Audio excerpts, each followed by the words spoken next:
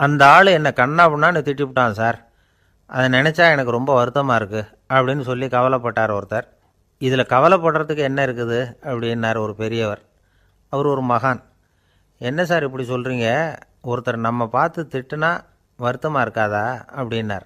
அது எப்படி வருத்தமாக இருக்கும், திட்டுறதுங்கிறது என்ன, அது வெறும் சத்தம் தானே அப்படின்னார் அந்த பெரியவர். நம்ம ஆளுக்கு தலையை பிச்சுக்கலாம் போல் இருந்தது. இருக்காத பின்ன, நமக்கே அப்படி தானே தோணுது. அந்த பெரியவர் சொல்கிறது ரொம்ப பெரிய விஷயம். அதை நாம் புரிஞ்சிக்க முயற்சி பண்ணலாம்னா நடைமுறை வாழ்க்கைக்கு அது ஒத்து வர்றது மாதிரி தெரிய மாட்டேங்குது. இருந்தாலும் அந்த பெரியவர் அதுக்கு என்ன தான் விளக்கம் கொடுக்குறாருன்னு பார்ப்போமே. ஒரு ரயில் போயிட்டுருக்கு, அதில் ஒரு சாது போயிட்டுருக்கார்.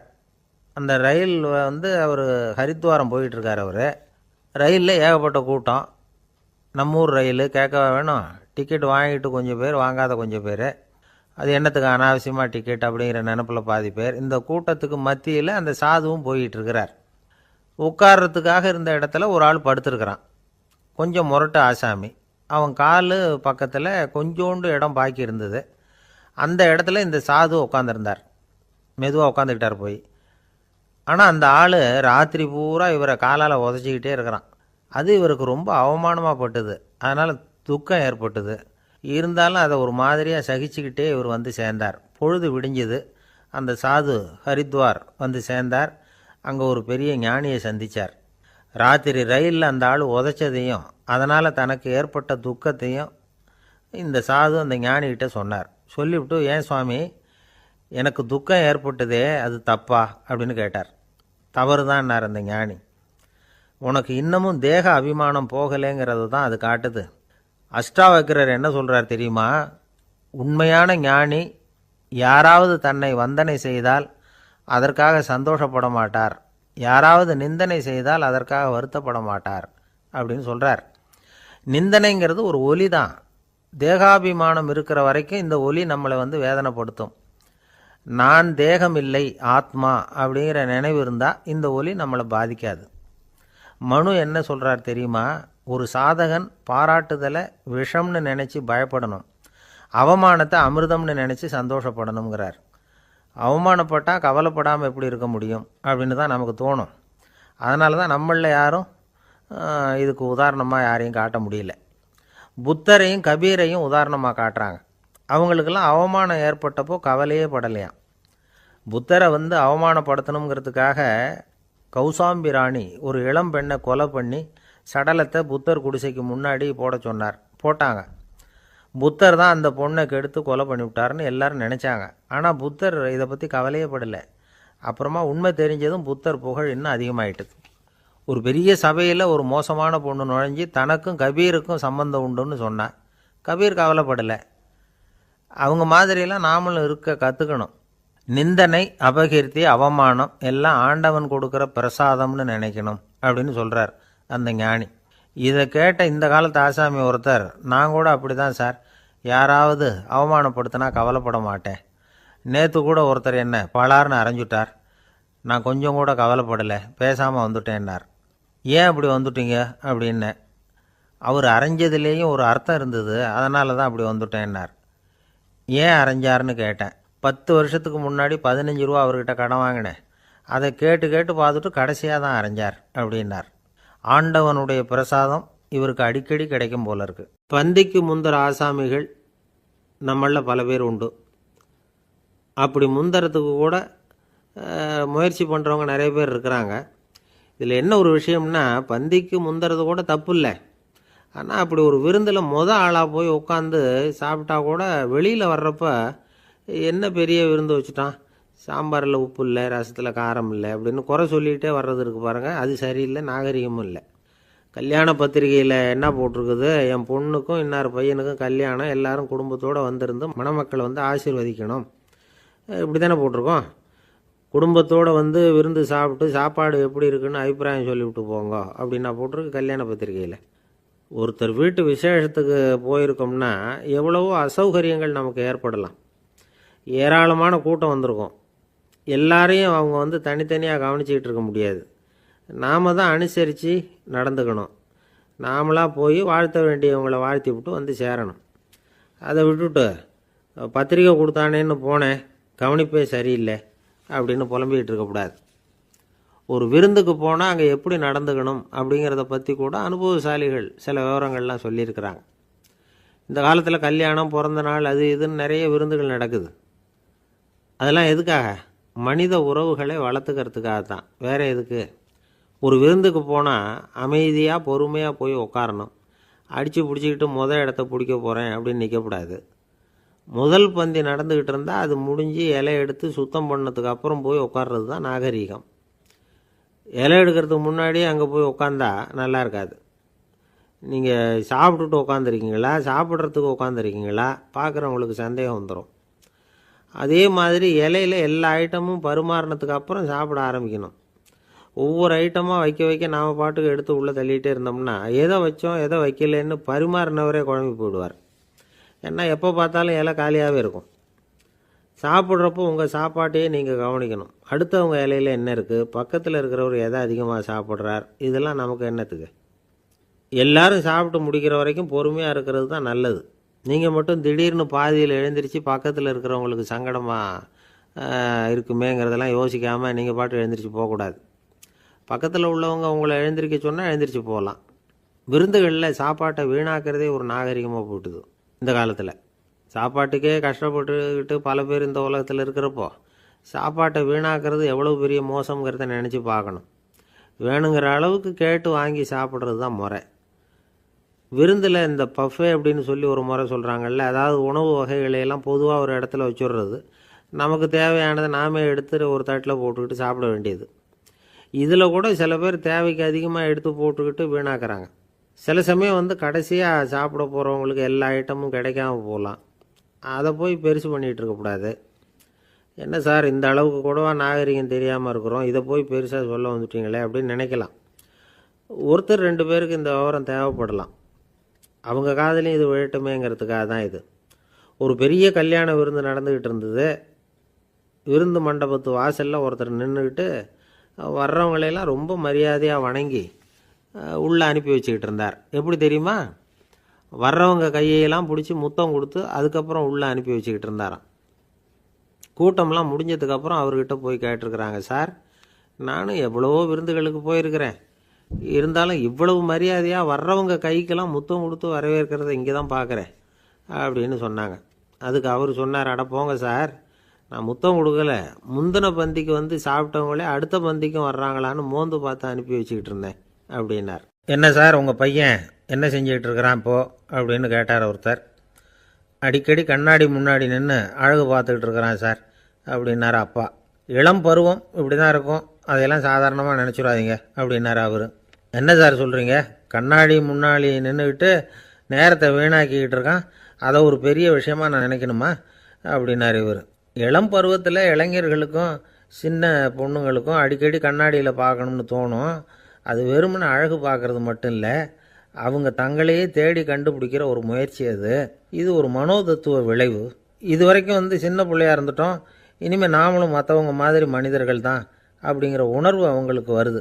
தங்களோட முகம் எப்படி இருக்குது, அழகு எப்படி இருக்குது, உடம்பு நேரம் எப்படி இருக்குது, முடி எப்படி இருக்குது அப்படிங்கிறதையெல்லாம் கண்டுபிடிக்கிறாங்க. அதுக்கப்புறம் இன்னொரு ஆணோ பொண்ணோ தன்னை கவனிக்கணும் அப்படின்னு நினைக்கிறாங்க.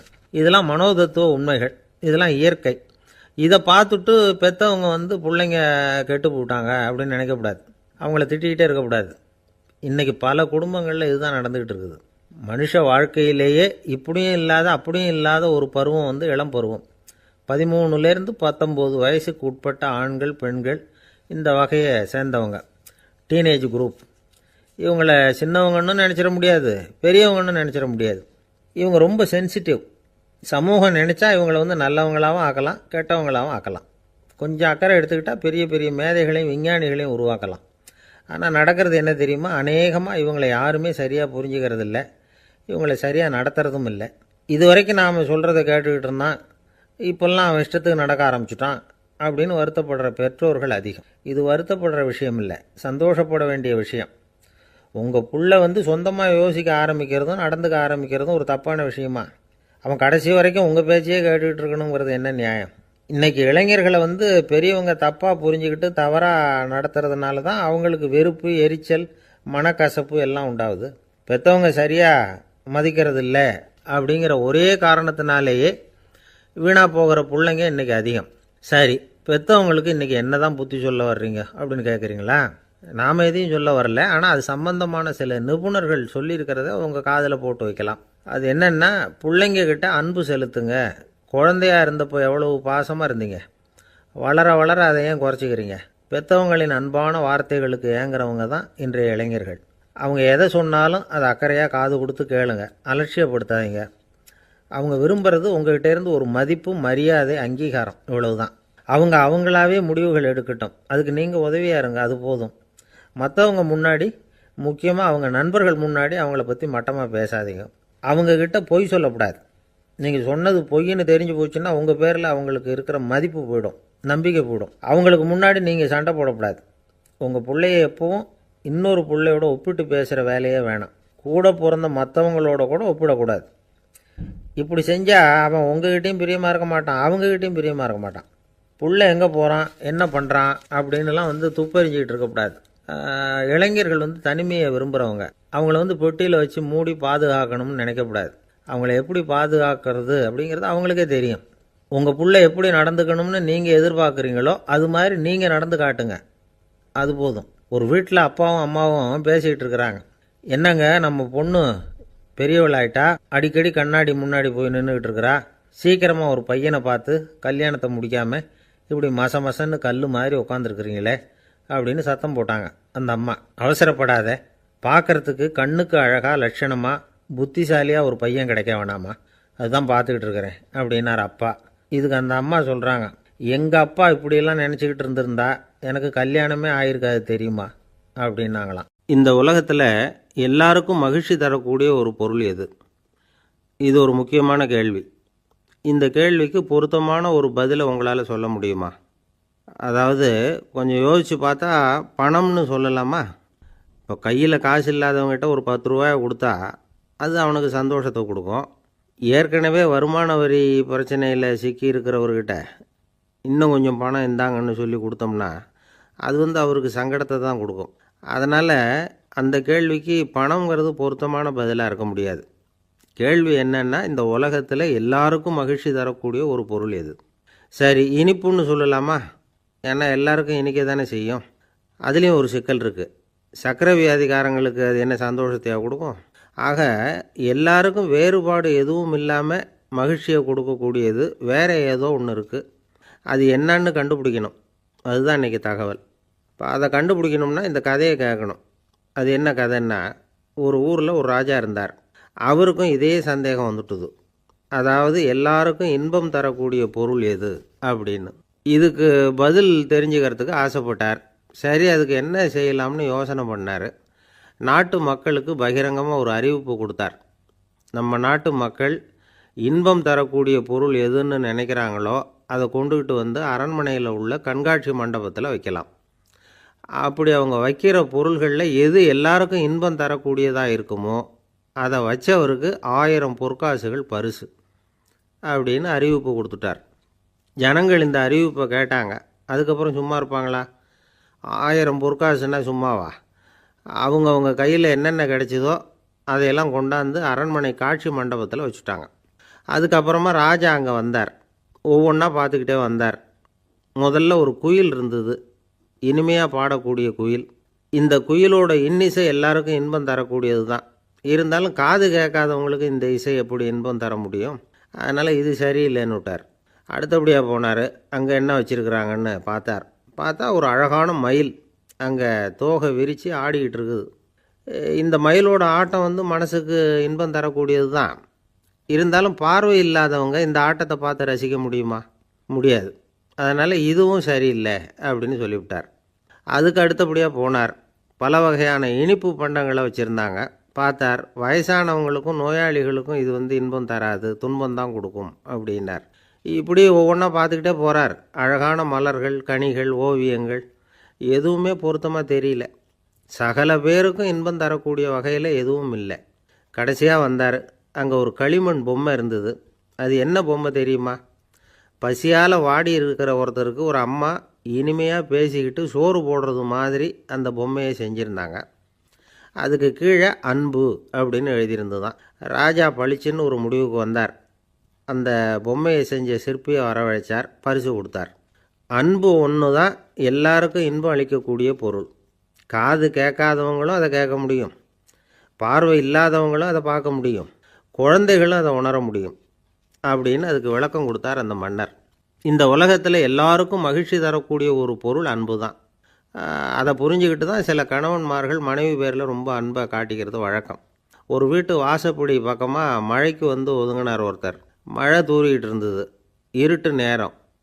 அந்த வீட்டில் இருந்தவர், இன்றைக்கி ராத்திரி வேணும்னா இங்கேயே தங்கிட்டு காலையில் போங்க அப்படின்னார். உடனே இவர் சொன்னார், ரொம்ப நன்றிங்க, ஒரு 10 நிமிஷத்தில் இதை வந்துவிடுறேன் அப்படின்னு சொல்லிவிட்டு எங்கேயோ ஓடினார். 10 நிமிஷம் கழித்து திரும்பி வந்தார். ஆமாம், எங்கே போயிட்டு வந்தீங்கன்னு கேட்டார் வீட்டில் இருந்தவர். நேராக எங்கள் வீட்டுக்கு போய் மனைவிக்கிட்ட இன்றைக்கி ராத்திரி இங்கேயே தங்கிக்கிறேன்னு சொல்லிவிட்டு வந்துவிட்டேன் அப்படின்னார் அவர். அன்பில் இது ஒரு ரகம். ஒருத்தர் ரொம்பவும் மகிழ்ச்சியாக வந்துக்கிட்டு இருந்தார். என்ன விஷயம்னு விசாரித்தேன். நான் தோற்று போயிட்டேன், அதுதான் மனசுக்கு மகிழ்ச்சியாக இருக்குது அப்படின்னார். எனக்கு இது ரொம்ப ஆச்சரியமாக போச்சு. இந்த உலகத்தில் தோற்று போகிறவங்க யாரும் மகிழ்ச்சியாக இருக்கிறதில்ல. அப்படி இருக்கிறப்ப இவர் இப்படி சொல்கிறாரே, எங்கே தோற்று போனீங்கன்னு கேட்டேன். அதுக்கப்புறம் தான் அவர் விவரமாக சொன்னார். என்னோட 5 வயசு குழந்தையோடு நான் விளையாடிக்கிட்டு இருந்தேன். அந்த விளையாட்டில் என் குழந்தை ஜெயிச்சு விட்டுது, நான் தோற்று போயிட்டேன் அப்படின்னார் ரொம்ப உற்சாகமாக. நான் யோசித்து பார்த்தேன். அதாவது நாம் சின்ன குழந்தையாக இருக்கிறப்போ எந்த விளையாட்டில் கலந்துக்கிட்டாலும் அதில் நாம் தான் ஜெயிக்கணும்னு ஒரு வெறி நமக்குள்ளே இருக்கும். நம்மளை எதிர்த்து விளையாடுறவர் நல்லவரா கெட்டவரா, பெரியவரா சின்னவரா அப்படிங்கிறதெல்லாம் முக்கியம் கிடையாது. அவர் தோற்று போகணும், நாம் ஜெயிக்கணும், அதுதான் முக்கியம். எதிரியை சந்தோஷப்படுத்த விளையாடுகிற கலை அப்போ நமக்கு தெரியறதில்ல. வாழ்க்கையில் ஒரு பக்குவம் வந்ததுக்கு அப்புறம் வெற்றி பெறணுங்கிற மன அழுத்தம் போயிடுது. போட்டியில் ஜெயிக்கணுங்கிறத விட குழந்தையை சந்தோஷப்படுத்தணுங்கிறது முக்கியமாக போச்சு. ஜெயிக்கணுங்கிற வெறி ஓடி போட்டுது. ஒரு குழந்தையாக இருந்தப்போ நம்ம வளர்ச்சிக்கு உதவிய வெறி பெரியவனானதுக்கு பிறகு நமக்கு எதிரியாக மாறுது. அதை சரியான சமயத்தில் நாம் புரிஞ்சுக்கிட்டோம்னா போதும், நாம் பொழைச்சிக்கலாம். ஒவ்வொரு மனுஷனுமே வாழ்க்கையோட அடுத்த கட்ட வளர்ச்சியில் அடி எடுத்து வைக்கிற நேரத்தில் தன்கிட்ட இருந்து ஏதோ ஒரு குணத்தை அல்லது தன் குணம் இருந்த ஏதோ ஒரு உறவை நாம் இழக்கத்தான் வேண்டியிருக்குது. ஒரு கட்டம் வரைக்கும் உதவியாக இருந்த குணம் அடுத்த கட்டத்துக்கு தடையாக கூட மாறிடலாம். இந்த பரிமாண மாற்றத்துக்கு உள்ளாகிற ஒவ்வொருத்தரும் பிரத்யட்சமாக இதை உணர்றாங்க. ஆனால் பல பேர் எப்படின்னா, பழசை திறந்துவிட்டு புதிய கொள்கைகளை உருவாக்கிக்கிறதுக்கு இஷ்டம் இல்லாமல் இருந்துடுறாங்க, அல்லது அப்படி செய்ய முடியாமல் தவிக்கிறாங்க.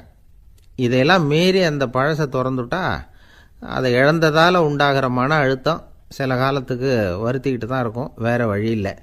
ஆரோக்கியமான ஒரு முன்னேற்றத்துக்காக அந்த மன அழுத்தத்தை தாங்கிக்கத்தான் வேணும் அப்படிங்கிறாரு அந்த உலக புகழ்பெற்ற மேதை ஒருத்தர், இந்த ஸ்காட் பெக் அப்படிங்கிறவர். பிறந்த நாள் முதல் இதுதான் சரி அப்படின்னு கற்பிக்கப்பட்டு வந்த ஒவ்வொரு தத்துவத்தையும் தங்களுடைய வளர்ச்சிக்கு தகுந்த மாதிரி மாற்றி அர்த்தப்படுத்தி கொள்ள முடியாமல் வாழ்க்கை சூழலில் அப்படியே அரைப்பட்டு தூளாகிறவர்கள் தான் ரொம்ப தவிக்கிறாங்களாம். இதுதான் அவருடைய கருத்து. பெரும்பாலும் மனிதர்களுடைய நடுத்தர வயசில், அதாவது 30 தாண்டுகிற சமயத்தில் தான் இந்த தவிப்பு உண்டாகுதான். இதை தான் மேற்கத்திய நாடுகளில் அடிக்கடி மிட் லைஃப் கிரைசிஸ் அப்படின்னு சொல்கிறாங்க. அப்பப்போ பழசையெல்லாம் தொலைச்சி விட்டு புதுசாக பிறக்கிறதுக்கு கற்றுக்கணும். ஒவ்வொரு நிமிஷத்தையும் அந்த நிமிஷத்துக்கு ஏற்ற சித்தாந்தம் கொண்டவர்களாக சந்திப்போம் அப்படிங்கிறார் அந்த உளவியல் நிபுணர். இப்படி பழகிக்கிட்டால் வாழ்க்கை இன்பமயம், இல்லைன்னா தவிப்பு மயம்தான். பழசை தொலைக்க முடியாதவர்களில் எத்தனையோ பேர் உண்டு, எத்தனையோ ரகம் உண்டு. அதில் வேடிக்கையான நண்பர்களும் உண்டு. ஒருத்தர் நண்பர் வீட்டுக்கு போனார். அவர் ஏதோ இனிப்பு பலகாரம் கொடுத்து சாப்பிட சொல்லியிருக்கிறாங்க அவங்க வீட்டில். இவர் சாப்பிட்டு பார்த்துட்டு சொன்னாராம், சார் 6 மாதத்துக்கு முன்னாடி ஒரு தடவை இங்கே வந்தேன், அப்போது ஒரு இனிப்பு பலகாரம் கொடுத்தீங்க, அது இதை விட நல்லா இருந்தது சார் அப்படின்னாராம்.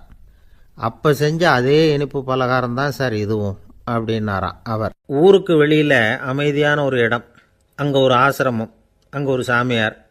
அவர் தினமும் நல்ல போதனைகள்லாம் செய்வார். பல பேர் போய் அங்கேயே சில நாள் தங்கி இருந்து அவர் சொல்கிற அறிவுரைகளை எல்லாம் கேட்டுக்கிட்டு வர்றது வழக்கம். ஒரு தடவை அவரை பார்த்துட்டு போகிறதுக்காக 3 வெளியூர் தம்பதிகள் வந்தாங்களாம். அந்த மடத்திலேயே சாப்பிட்டுக்கிட்டு தங்கியிருந்து அவங்களுடைய போதனைகளை கேட்டுக்கிட்டு போகணுங்கிறது அவங்க நோக்கம். காலையில் குளிச்சுட்டு பூஜையில் உட்காந்தார் அந்த சுவாமி. இவங்களும் குளிச்சுட்டு அந்த பூஜையை பார்க்குறதுக்காக அவர் முன்னாடி உட்காந்தாங்க. பூஜை ஆரம்பமாச்சு. சம்பிரதாயப்படி அது ரொம்ப நேரம் நடந்துக்கிட்டே இருக்குது. இவங்களுக்கு நல்ல பசி இருந்தாலும் இந்த நேரத்தில் அதை எப்படி வெளியில் காட்டிக்கிறது? பேசாமல் இருந்தாங்க. அந்த சுவாமி பூஜையை முடித்தார். அதுக்கப்புறம் பேச ஆரம்பித்தார். பேச்சு அருமையாக தான் இருந்தது, அமிர்தமாக தான் இருந்தது. இருந்தாலும் இவங்களுக்கு இருக்கிற வயிற்று பசி அது சரியாக கவனிக்க விடலை. அந்த சுவாமியே இதை கவனித்ததா தெரியல. இவங்களுக்கு மனசுக்குள்ளே ஒரு எண்ணம், உள்ளே சாப்பாடு தயாராகிட்டு இருக்கும் போல இருக்குது, இந்த பேச்சு முடிஞ்சது நம்மளை உள்ளே அழைச்சிட்டு போய் சாப்பாடு போடுவாங்கன்னு நினைக்கிறோம் அப்படின்னு இவங்களாம் நினச்சிக்கிட்டாங்க. ஆனால் சுவாமி இதை பற்றி எதுவுமே பேசலை, கண்டுக்கலை. ஒரு அம்மாவால் அதுக்கு மேலே சும்மா இருக்க முடியுமா? முடியல. சாப்பாட்டை கவனிக்கலாமா அப்படின்னு சொல்லி மெதுவாக ஆரம்பித்தாங்க. கவனிக்கலாமே அப்படின்னு உள்ளே அழைச்சிட்டு போனார் சுவாமி. இவங்க ரொம்ப அவசரமாக எழுந்திரிச்சு உள்ளே ஓடினாங்க. அங்கே ஒரு மேஜை மேலே ஒரு கிண்ணம் மூடி இருந்தது. இதுதான் சாப்பாட்டு மேஜை போல இருக்குது, இங்கே சாப்பாடு வந்துடும் அப்படின்னு நினச்சாங்க. உடனே போய் சுற்றி உக்காந்துக்கிட்டாங்க. சுவாமி அந்த கிண்ணத்தை எடுத்து அந்த அம்மா கிட்ட கொடுத்தார். அவங்க அதை வாங்கி மூடியை திறந்து பார்க்குறாங்க. உள்ளே ஒரு சாவி இருக்குது. சரிதான், இது சமையலறை சாவி போல் இருக்குது, அங்கே போய் அதை திறந்து சாப்பாட்டை நாமே எடுத்துக்கிட்டு வந்து இங்கே வச்சுக்கிட்டு சாப்பிட்ணும் போல இருக்குது அப்படின்னு நினச்சாங்க. சாவி இருக்கு இல்லையா, வாங்க பூட்டு நிறையா காட்டுறேன் அப்படின்னு சுவாமி அவங்கள அழைச்சிட்டு போனார், காட்டினார். இவங்க அந்த அறையை ரொம்ப ஆவலோடு திறந்தாங்க. உள்ளே பார்த்தா அங்கே அரிசி, பருப்பு, விதவிதமான காய்கறி எல்லாம் இருக்குது. சமையலுக்கு வேண்டிய மிளகாய், எண்ணெய், பால், தயிர், நெய் இப்படி எல்லாமே இருக்குது. அடுப்பு, விறகு, நெருப்பு போட்டி அது கூட அங்கே இருக்குது. சாப்பாடு தயாராக இருக்கும்னு நினச்சிக்கிட்டு போனால் இப்படி இருக்குதே அப்படின்னு சொல்லி அதை பார்த்ததும் ரொம்ப சோர்ந்து போட்டாங்க அவங்க. சுவாமி, என்ன இது சாப்பாடு இல்லையா அப்படின்னாங்க. அதுதான் சாப்பாட்டுக்கு வேண்டிய எல்லாம் இங்கே இருக்குதே, அடுப்பு மூட்டி நீங்கள் தான் அவங்கவுங்க ருசிக்கு தகுந்த மாதிரி சமைச்சிக்கணும்.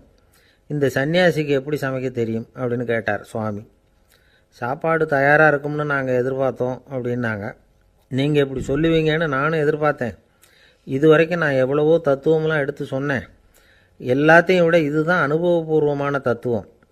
ஆண்டவன் நமக்கு நல்ல மனசை கொடுத்துருக்குறான், நல்ல வாய்ப்புகளையும் தந்திருக்கிறான், அதையெல்லாம் பயன்படுத்திக்கக்கூடிய மூளையையும் சிந்தனையையும் கொடுத்துருக்குறான். அதனால் அடுப்பை தான் நீங்கள் மூட்டணும், அடுப்பை நீங்கள் தான் மூட்டணும், உங்களுக்கு உகந்ததை நீங்கள் தான் சமைச்சு ருசித்து அனுபவிக்கணும். ஆண்டவனே அதை செஞ்சிகிட்டு இருக்க மாட்டான் அப்படின்னாராம் அந்த சுவாமி. நம்முடைய வாழ்க்கையில் பல நல்ல பலன்களை பெறுறதுக்கு நாம் தான் முயற்சி பண்ணணும். அதுக்குரிய சூழ்நிலையை தான் ஆண்டவன் கொடுப்பானே தவிர அதை விளக்கிறதுக்காக தான் அந்த சுவாமி அப்படி செஞ்சு காட்டியிருக்கிறார். இது ஒரு பெரியவர் இப்படி ஒரு விளக்கம் கொடுத்தார். அதுக்கப்புறம் அந்த 3 தம்பதிகளும் தெளிவடைஞ்சுட்டாங்களாம். நாம் தெளிவடைகிறது எப்போங்கிறது தான் தெரியல அப்படின்னு பல பேர் இதை கேட்டுட்டு சொல்லிகிட்டு இருக்கிறாங்க. இந்த கதையை நம்முடைய நண்பர் ஒருத்தர்கிட்ட சொன்னேன். அந்த நண்பர் ரொம்ப சந்தோஷப்பட்டார். நீங்கள் சொல்கிறது கரெக்டு சார், ஆனால் நான் அதை விட ஒரு படி மேலே சார். எனக்கெல்லாம் அரிசி, பருப்பு இருக்கிற ரூம் எதுன்னு கையை காட்டிட்டா போதும், உடனே கிண்ணத்துலேருந்து சாவியை எடுத்து கொடுக்கணுங்கிற அவசியம்லாம் இல்லை எனக்கு. அப்புறம் எப்படி ரூமை திறந்துருவீங்க அப்படின்னு கேட்டேன். பூட்டை உடச்சி திறந்துருவேன், அதுதான் எனக்கு பழக்கம் அப்படிங்கிறார். ஒருத்தர் அவசரமாக போய்கிட்டு இருந்தார். எங்கே போய்கிட்டு இருக்கீங்க அப்படின்னு கேட்டார் ஒரு பெரியவர். கடைக்கு போகிறேன் சார், சாமான் வாங்கிறதுக்கு அப்படின்னார். அங்கே போகிறதுக்கு முன்னாடி தெரிஞ்சிக்க வேண்டியதெல்லாம் தெரிஞ்சுக்கிட்டீங்களா அப்படின்னு கேட்டார் பெரியவர். கடைக்கு போய் காசை கொடுத்து ஒரு பொருளை வாங்கிட்டு வரப்போகிறோம், இதில் தெரிஞ்சிக்க வேண்டியது என்ன இருக்குது அப்படின்னார் அலட்சியமாக. இப்போ அந்த பெரியவர் பேச ஆரம்பித்தார். இந்த உலகத்தில் எந்த ஒரு செயலில் இறங்குறப்பவும் நாம் நல்லா ஆலோசனை பண்ண வேண்டிய விஷயம் 5 அப்படின்னார். உதாரணமாக, ஒருத்தன் கடைக்கு போய் ஏதோ ஒரு பொருளை வாங்கிட்டு வர போகிறான்னு வச்சுக்கங்களேன். அப்போ கூட அவன் 5 விஷயங்களை பற்றி தெரிஞ்சுக்க வேண்டியிருக்குது அப்படிங்கிறார் அவர். முதல்ல அந்த பொருள் எப்படிப்பட்டது அப்படிங்கிறத தெரிஞ்சுக்கணும். ரெண்டாவதாக தன்னை பற்றியும் தெரிஞ்சுக்கணும். அப்போ தான் அந்த பொருள் தனக்கு தேவையா இல்லையா அப்படிங்கிறத புரிஞ்சுக்க முடியும். மூணாவதாக தெரிஞ்சுக்க வேண்டியது ஒன்று இருக்குது. அது என்னென்னா, அந்த பொருளை அடையறதுக்கு வழி என்ன அப்படிங்கிறத தெரிஞ்சுக்கணும். அதாவது எவ்வளவு பணம் கொடுத்தா அது கிடைக்கும், இது மாதிரியான விஷயங்கள். நாலாவதாக அந்த பொருளை அடையிறது மூலமாக நாம் அடையக்கூடிய பயன் என்ன அப்படிங்கிறதையும் உணரணும். அஞ்சாவது, அந்த பொருளை அடையிறதுல இருக்கக்கூடிய தடை எது அப்படிங்கிறதையும் நாம் தெரிஞ்சுக்கணும். பெரியவர் பேசுகிறது ஏதோ தத்துவம் மாதிரி தெரியுது இல்லையா? தத்துவம்தான். அதாவது இப்படி உலகியல் வாழ்க்கையில் சின்ன சின்ன விஷயங்கள்லேயே நாம் 5 விஷயங்களை தெரிஞ்சுக்க வேண்டியிருக்குது. அது ரொம்ப அவசியமாக இருக்குது. பேரின்ப நிலைன்னு சொல்கிறாங்கள்ல, அது மாதிரி பெரிய சமாச்சாரங்கள்லேயும் இந்த 5 விஷயங்களை நாம் தெரிஞ்சுக்க வேண்டியிருக்குது. அதுக்கு பேர் என்னன்னா அர்த்த பஞ்சகம். வைணவ சமயத்தில் அர்த்த பஞ்சகம்ங்கிறது ரொம்ப பெரிய விஷயம். கடைக்கு போகிறது மாதிரி கடவுளை பார்க்க போகிறப்பவும் நாம் 5 விஷயங்களை தெரிஞ்சுக்கணுமா. முதல்ல பரம்பொருள் அப்படிங்கிறது என்ன, அதோட தன்மைகள் என்ன, இதை தெரிஞ்சுக்கணும். இதுக்கு பேர் என்னன்னா பரமாத்ம ஸ்வரூபம் அப்படின்னு பேர். ரெண்டாவது நாம் யார், நம்மோட தன்மை என்ன அப்படிங்கிறத தெரிஞ்சுக்கணும். நான் யாருன்னு எனக்கே தெரியலங்கிறப்போ இதை நான் சொல்கிறேன்னு இது என்னுடையதுன்னு சொல்கிறது தப்பு தானே. அப்புறம் மூணாவது விஷயம், பரம்பொருளை நாம் அடையிறதுக்கு வழி எது, இதை தெரிஞ்சுக்கணும். இது உபாய ஸ்வரூபம் அப்படின்னு பேர். நாலாவது விஷயம், நாம் அடைய வேண்டிய பயன்கள் என்ன அப்படிங்கிறத தெரிஞ்சுக்கிறது. இதுக்கு புருஷார்த்தம் அப்படின்னு பேர். அஞ்சாவது, அந்த பயனை அடைய விடாமல் தடுக்கிற தடைகள் யாவை அப்படிங்கிறத தெரிஞ்சுக்கிறது. இது விரோதி ஸ்வரூபம். இதைத்தான் தடையியல் அப்படின்னு சொல்கிறாங்க. அதாவது பரமாத்மாவை பற்றிய அறிவு, ஜீவாத்மாவை பற்றிய அறிவு, உபாயம் பற்றிய அறிவு, புருஷார்த்தம் பற்றிய அறிவு, இந்த 4 அறிவுக்கும் எதிரடையா, அதாவது அதையெல்லாம் தப்பாக புரிஞ்சுக்கிறதால உண்டாகக்கூடிய அறிவு விரோதி ஸ்வரூபம். என்ன இது தகவலில் ஏதாவது கதை சொல்லுவீங்கன்னு பார்த்தா ஏதோ தத்துவம் பேசிக்கிட்டு இருக்கிறீங்களே அப்படின்னு நினைக்கலாம். இதுவும் தெரிஞ்சுக்க வேண்டிய ஒரு பெரிய விஷயந்தான். காதில் போட்டு வச்சா எப்போவாவது உபயோகப்படும். என்னுடைய நண்பர் ஒருத்தர் ஒரு நாள் என்கிட்ட சொன்னார், சார் அடுத்த மாதம் தஞ்சாவூரில் ஒரு கல்யாணம், போகிறதா வேண்டாமா அப்படின்னு ஒரே குழப்பமாக இருக்குது அப்படின்னார். நான் உடனே இந்த அர்த்த பஞ்சக உபதேசம் பண்ண ஆரம்பித்தேன். அவர் எல்லாத்தையும் பொறுமையாக கேட்டுவிட்டு, சரி சார் நான் போகிறதுன்னு முடிவு பண்ணிவிட்டேன்னார். எப்படி இந்த முடிவுக்கு வந்தீங்க அப்படின்னு கேட்டேன். அவர் சொன்னார், சார் அந்த 2வது பாயிண்ட் ஒன்று சொன்னீங்களே, அதை புரிஞ்சுக்கிட்டதுக்கு அப்புறம்தான் இந்த முடிவுக்கு வந்தேன் அப்படின்னார். என்ன 2வது பாயிண்ட்டுன்னு? அதாவது தன்னை பற்றி புரிஞ்சுக்கணும் அப்படின்னு சொன்னீங்க.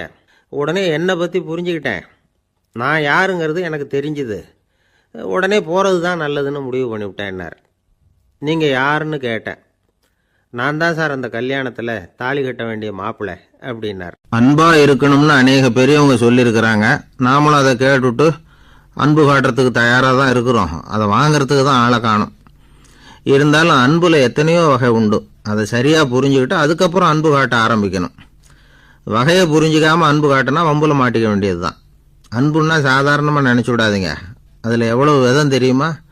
இரக்கம், கருணை, காருண்யம், பந்துத்துவம், பட்சம், பாசம், நேசம், விசுவாசம், அபிமானம், காதல், பக்தி, இப்படி பல விதமாக அதை பற்றி சொல்லி வச்சிருக்கிறாங்க பெரியவங்க. இந்த வார்த்தைகள்லாம் நாம் கேள்விப்பட்டது தான். இருந்தாலும் அதுகளுக்குள்ள என்ன வித்தியாசம்னு கேட்டால் சரியாக சொல்ல தெரியாது. அதனால் இந்த வார்த்தைகளுக்கெல்லாம் பெரியவங்க என்ன விளக்கம் சொல்கிறாங்கன்னு இப்போ பார்க்கலாம். எளியவர்கள் மேலே செலுத்துகிற அன்பு இருக்கு பாருங்க, அதுக்கு இரக்கம்னு பேர். அறிவு பலம், சரீர பலம், இது ரெண்டும் இல்லாதவங்க மேலே, அதாவது வலிமையற்றவர்கள் மேலே செலுத்துகிற அன்பு இருக்கு பாருங்க, அதுதான் கருணை. எறும்புலேருந்து யானை வரைக்கும் சகல ஜீவராசிகள் மேலேயும் காட்டுற அன்புக்கு காருண்யம்னு பேர், ஜீவகாருண்யம். சிவி சக்கரவர்த்தி காட்டின அன்பு இந்த ரகம். உறவினர்கள், சொந்தக்காரங்க, அவங்க வசதியாக இருந்தாலும் வறுமையில் இருந்தாலும் வித்தியாசம் இல்லாமல் காட்டுற அன்பு இருக்கு பாருங்க, அதுக்கு பேர் பந்துத்துவம். ஒரு எஜமானன் வேலையாள்கிட்ட காட்டுற அன்பு இருக்கு பாருங்க, அதுக்கு பேர் தான் பட்சம். அவனும் தன்னை மாதிரி மனுஷன்தாங்கிற நினப்பு வேணும். ஒரு தாய் தன்னுடைய குழந்தை மேலே, ஒரு குழந்தை தன்னுடைய தாய் மேலே செலுத்துகிற அன்புக்கு பாசம்னு பேர். ஈருடல் ஓர் உயிர்னு நினைக்கிறது இது. ராமரும் கௌசலையும் இதுக்கு உதாரணம். தம்மை ஒத்த நண்பர்கள் கிட்ட செலுத்துகிற அன்புக்கு நேசம்னு பேர். வயசு, செல்வம், அந்தஸ்து, இந்த வித்தியாசமெல்லாம் பார்க்காம அவங்க சுகதுக்கத்தில் சமபங்கு எடுத்துக்கிறது இது. கிருஷ்ணன் குசேலர்கிட்ட காட்டினது இந்த ரகம். வேலை செய்கிறவன் முதலாளிகிட்ட காட்டுற அன்புக்கு விசுவாசம்னு பேர். தேசத்து மேலேயும் தாய்மொழி பேர்லையும் செலுத்துகிற அன்புக்கு அபிமானம்னு பேர். தேசாபிமானம்னு சொல்கிறோமே, இதுதான். ஒரு கணவன் மனைவி பேரில் காட்டுற அன்புக்கு காதல்னு பேர். கடவுள் பேரில் செலுத்துகிற அன்புக்கு பக்தின்னு பேர். இப்படி அன்புல பல ரகம் இருக்கிறப்போ அதில் உள்ள வித்தியாசம் தெரியாமல் இடம் மாற்றி அன்பு காட்டினா இடைஞ்சல் தான்.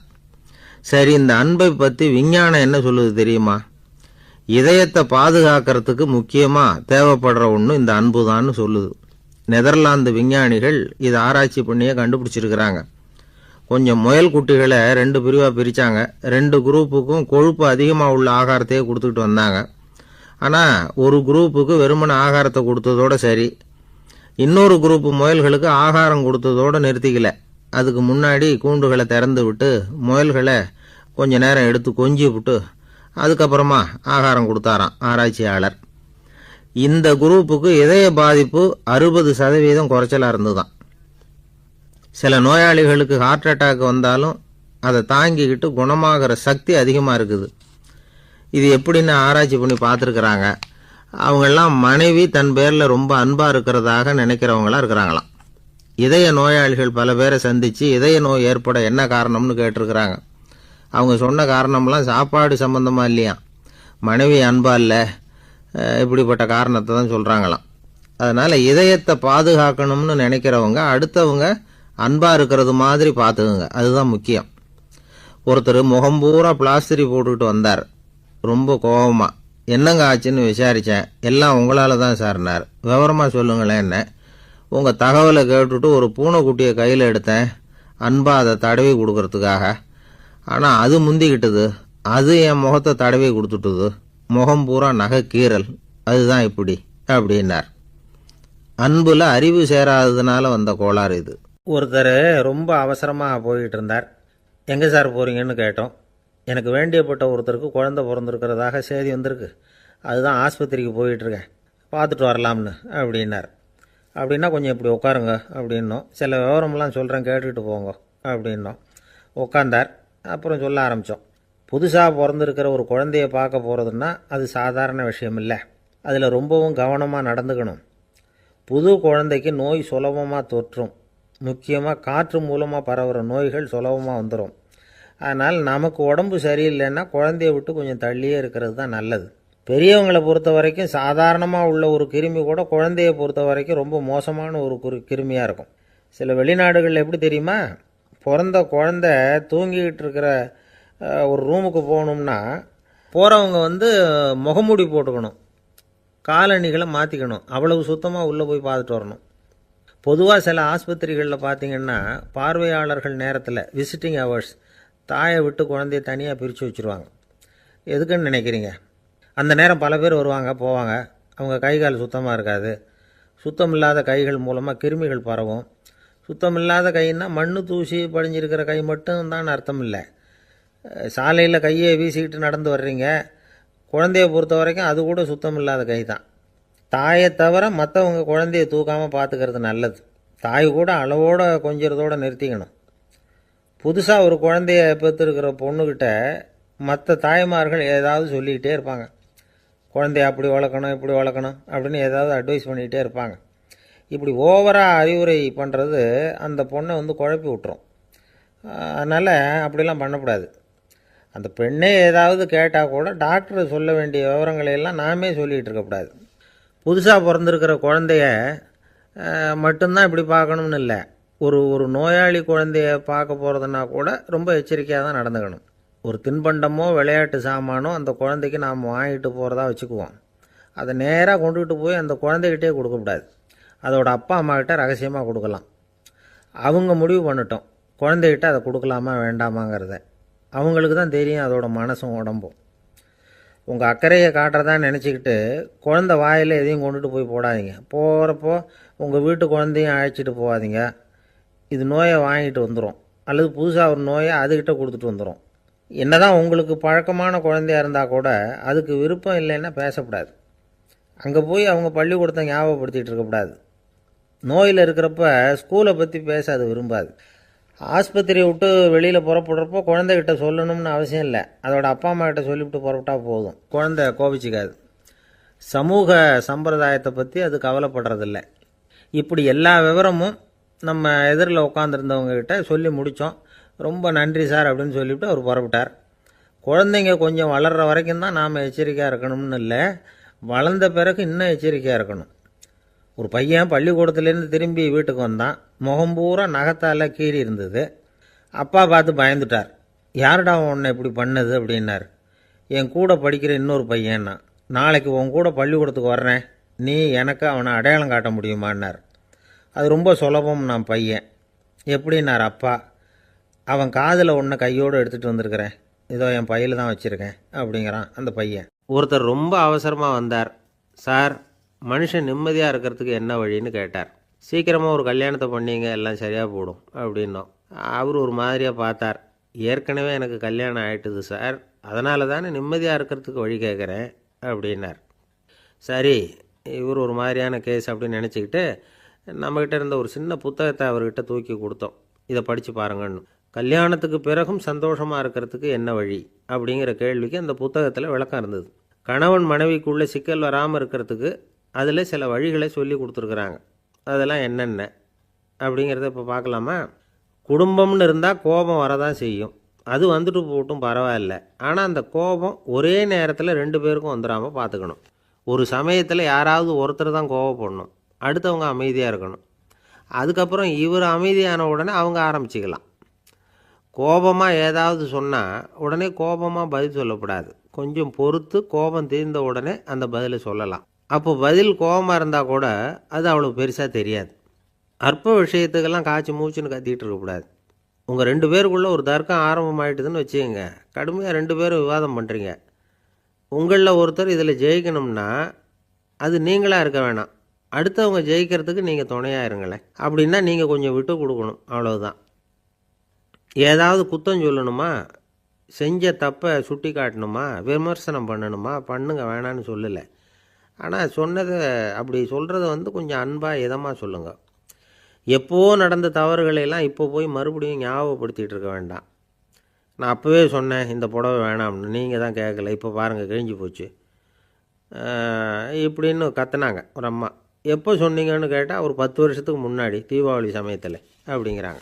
அது என்ன இன்னும் அப்படியே புதுசாகவே இருக்கும்?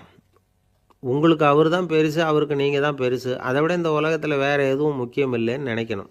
நீ தான் என்னுடைய உலகம்னு எத்தனை தடவை சொல்லியிருப்பீங்க? அதெல்லாம் வெறும் வசனமாக போயிடக்கூடாது. ஏதாவது ஒரு பிரச்சனையை பற்றி கடுமையாக விவாதம் பண்ணிக்கிட்டு இருக்கீங்க, அதை அப்படியே பாதியில் விட்டுட்டு படுக்கைக்கு போயிடக்கூடாது. சொச்சத்தை நாளைக்கு பேசிக்கலாம்னு.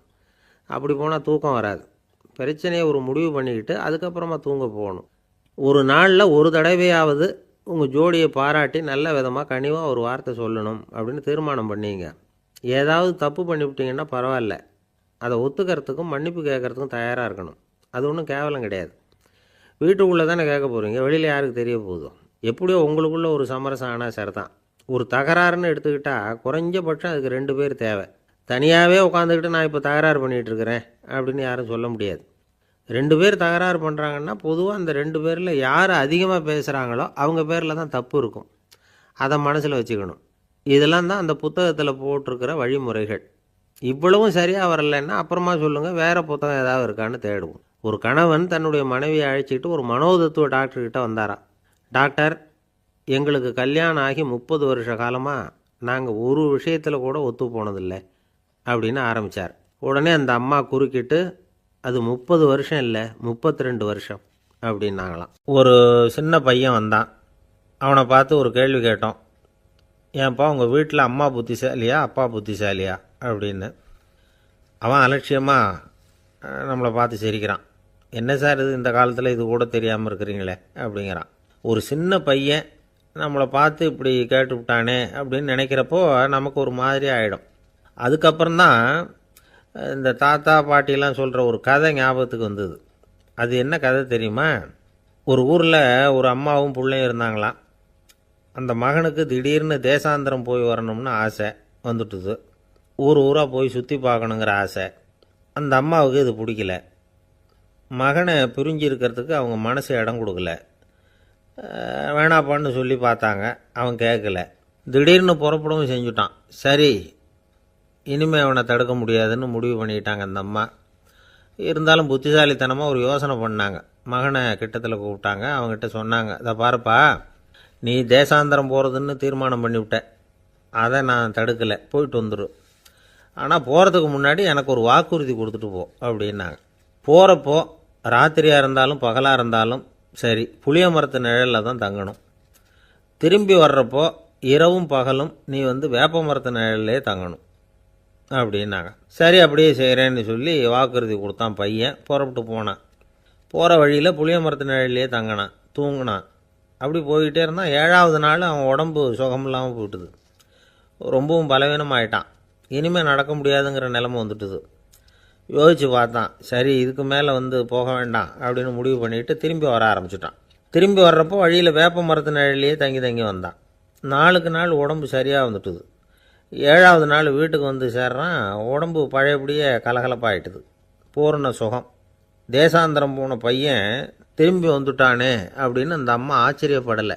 ஏன்னா அவங்களுக்கு தெரியும் இப்படி ஆகும்னு. பையன் சீக்கிரமாக திரும்பி வரணுங்கிறதுக்காக தான் அவங்க அந்த யோசனையை சொன்னாங்க. என்ன விஷயங்கிறதையும் அவங்களே சொன்னாங்க. மகனே, புளிய மரத்து நிழல் உடம்புக்கு உஷ்ணத்தை கொடுக்கும், சீக்கம் உண்டாக்கும். அதனால் நீ தொடர்ந்து புளிய மரத்து நிழலில் தங்கினாவே நோய்க்கு ஆளாயிட்டதுனால நல்ல பயணத்தை முடிச்சுக்கிட்டு திரும்பி வரணுங்கிற முடிவுக்கு வந்துட்ட. திரும்பி வர்றப்போ நீ தங்கினது வேப்ப மரத்து நிழல். அது உடம்புக்கு குளிர்ச்சியை தரக்கூடியது, நோயை தீர்க்கக்கூடியது. அதனால் சுகமாக வீட்டுக்கு சேர்ந்துட்ட. உன்னோட தேசாந்திர பயணத்தை தடுக்கிறதுக்காக தான் இப்படி பண்ணினேன் அப்படின்னாங்களாம் அந்த அம்மா. பார்த்தீங்களா அம்மாவோட புத்திசாலித்தனத்தை? அப்பாவாக இருந்தால் இப்படியா பண்ணுவார்? ஒரு அப்பா பையன்கிட்ட 10 ரூபா கொடுத்து இதை எடுத்துக்கிட்டு அடுத்த ஊருக்கு போய் அங்கே இருக்கிற மாமா கிட்ட இதை கொடுத்துட்டு வாடா, வழியில் எங்கேயாவது மரத்தடியில் படுத்து தூங்கி விடாதே அப்படின்னு எச்சரிக்கை பண்ணி அனுப்புனாராம். பையனுக்கு எச்சரிக்கையாக வாழறது எப்படிங்கிறத கற்றுக் கொடுக்கறதுக்காக இப்படி பண்ணார். அவன் பணத்தை வாங்கிட்டு போனான். அப்பா சொன்னதை மறந்துட்டு ஒரு மரத்தடியில் படுத்து தூங்கிட்டான். அவனுக்கு தெரியாமல் அவன் பின்னாடியே போன அப்பா அவன் கையில் இருந்த அந்த 10 ரூபாயை நைஸாக எடுத்துகிட்டு வந்துட்டார். அவன் பையில் தானே வச்சுருந்தான், அது தெரியாமல் எடுத்துகிட்டு வந்துட்டார். அவன் தூங்கிக்கிட்டு இருக்கான். எடுத்துகிட்டு ஒரு மறுபடியும் வீட்டுக்கு வந்துட்டார். பையன் முழிச்சுக்கிட்டு பையை தடவி பார்க்குறான், பணத்தை காணும். அழுதுகிட்டே திரும்பி வந்தான். அப்பா கிட்ட விஷயத்த சொன்னான். அப்பா சிரிச்சுக்கிட்டே சொன்னார், அதுக்கு தான்ப்பா ஆரம்பத்திலேயே எச்சரிக்கை பண்ணினேன், இனிமேலாவது நீ ஜாக்கிரதையாக இருக்கணும் அப்படிங்கிறதுக்காக தான் இப்படி பண்ணினேன். அந்த பணம் எங்கேயும் போயிடலை, நான் தான் அதை உனக்கு தெரியாமல் எடுத்து வச்சிருக்கிறேன். இதோ பாரு அப்படின்னு சொல்லிட்டு சைடு பாக்கெட்டில் கையை விட்டா அது ஓட்டையாக இருக்குது. அதை எவனோ ஏற்கனவே கத்திரிச்சு எடுத்துகிட்டு போட்டான். இப்போ அப்பா முகத்தில் அசடு வழிஞ்சுதான். ஒரு கணவன் மனைவி எப்போ பார்த்தாலும் அவங்க 2 பேருக்கும் இடையில சண்டை வந்துக்கிட்டே இருந்தது. இதில் என்ன ஆச்சரியங்கிறீங்களா? நான் அதுக்காக சொல்ல வரல, இது வேறு விஷயம். அதாவது சண்டை போடாமல் இருக்கிறதுக்கு வழி சொல்கிற தகவல் இது. நான் சொன்ன அந்த கணவன் மனைவி எப்படின்னா, கணவன் ஒரு வார்த்தை சொன்னால் மனைவி கிட்டேருந்து 2 வார்த்தை பதிலாக வரும். இதுக்கு கணவன்கிட்டேருந்து 4 வார்த்தை பதிலாக வரும். இப்படி வார்த்தைகள் பெருகி போய் கடைசியில் வம்புல முடியும். அந்த அம்மா பொறுத்து பார்த்தாங்க. அவங்களால தாக்கு பிடிக்க முடியல. பக்கத்து வீட்லேயும் ஒரு கணவன் மனைவி இருந்தாங்க. அவங்களுக்குள்ளே சண்டை வர்றதில்ல. அது எப்படி அவங்களால மட்டும் சண்டை போடாமல் இருக்க முடியுது அப்படின்னு இந்த அம்மாவுக்கு ஆச்சரியம். ஒரு நாள் நேராக பக்கத்து வீட்டு அம்மாக்கிட்டே போய், ஏம்மா நீங்கள் எப்படி கணவனும் மனைவியும் சண்டை போட்டுக்காமல் இருக்கிறீங்க, அது எப்படி முடியுது உங்களால் அப்படின்னு கேட்டாங்க. அதுக்குன்னு ஒரு மருந்து இருக்குது, அதை சாப்பிட்டா சண்டை வராது அப்படின்னாங்க அவங்க. சரிங்க, அந்த மருந்தை அவர் சாப்பிட மாட்டேன்னு சொல்லிட்டா என்ன பண்ணுறது அப்படின்னு கேட்டிருக்கிறாங்க இவங்க. அந்த மருந்து அவருக்கு இல்லைம்மா, உனக்கு தான் அப்படின்னாங்களாம் அவங்க. அப்படியா, அப்படின்னா கொடுங்க, ரொம்ப நல்லதாக போச்சு. அதை எப்படி சாப்பிட்றதுங்கிற விவரத்தையும் சொல்லுங்கள், எங்கே அது கிடைக்குங்கிறதையும் சொல்லுங்கள், வாங்கிக்கிறேன் அப்படின்னு கேட்டாங்களாம் இவங்க. வேறு எங்கேயும் போய் வாங்க வேண்டாம், என்கிட்டே இருக்க அந்த மருந்து அதில் கொஞ்சம் தர்றேன், வாங்கி வச்சுக்க. உன் வீட்டுக்காரர் உன்னோட சண்டையை ஆரம்பிக்கிறப்போலாம் நீ இந்த மருந்தில் 1 ounce வாயில் ஊற்றிக்கணும். அதை உடனே குடிச்சிடக்கூடாது, ஒரு 5 நிமிஷமாவது அது வாயில் இருக்கணும், அதுக்கப்புறம் குடிச்சிடலாம் அப்படின்னு சொல்லி ஒரு பாட்டில் மருந்தை இந்த அம்மாக்கிட்ட கொடுத்து அனுப்புனாங்களாம்.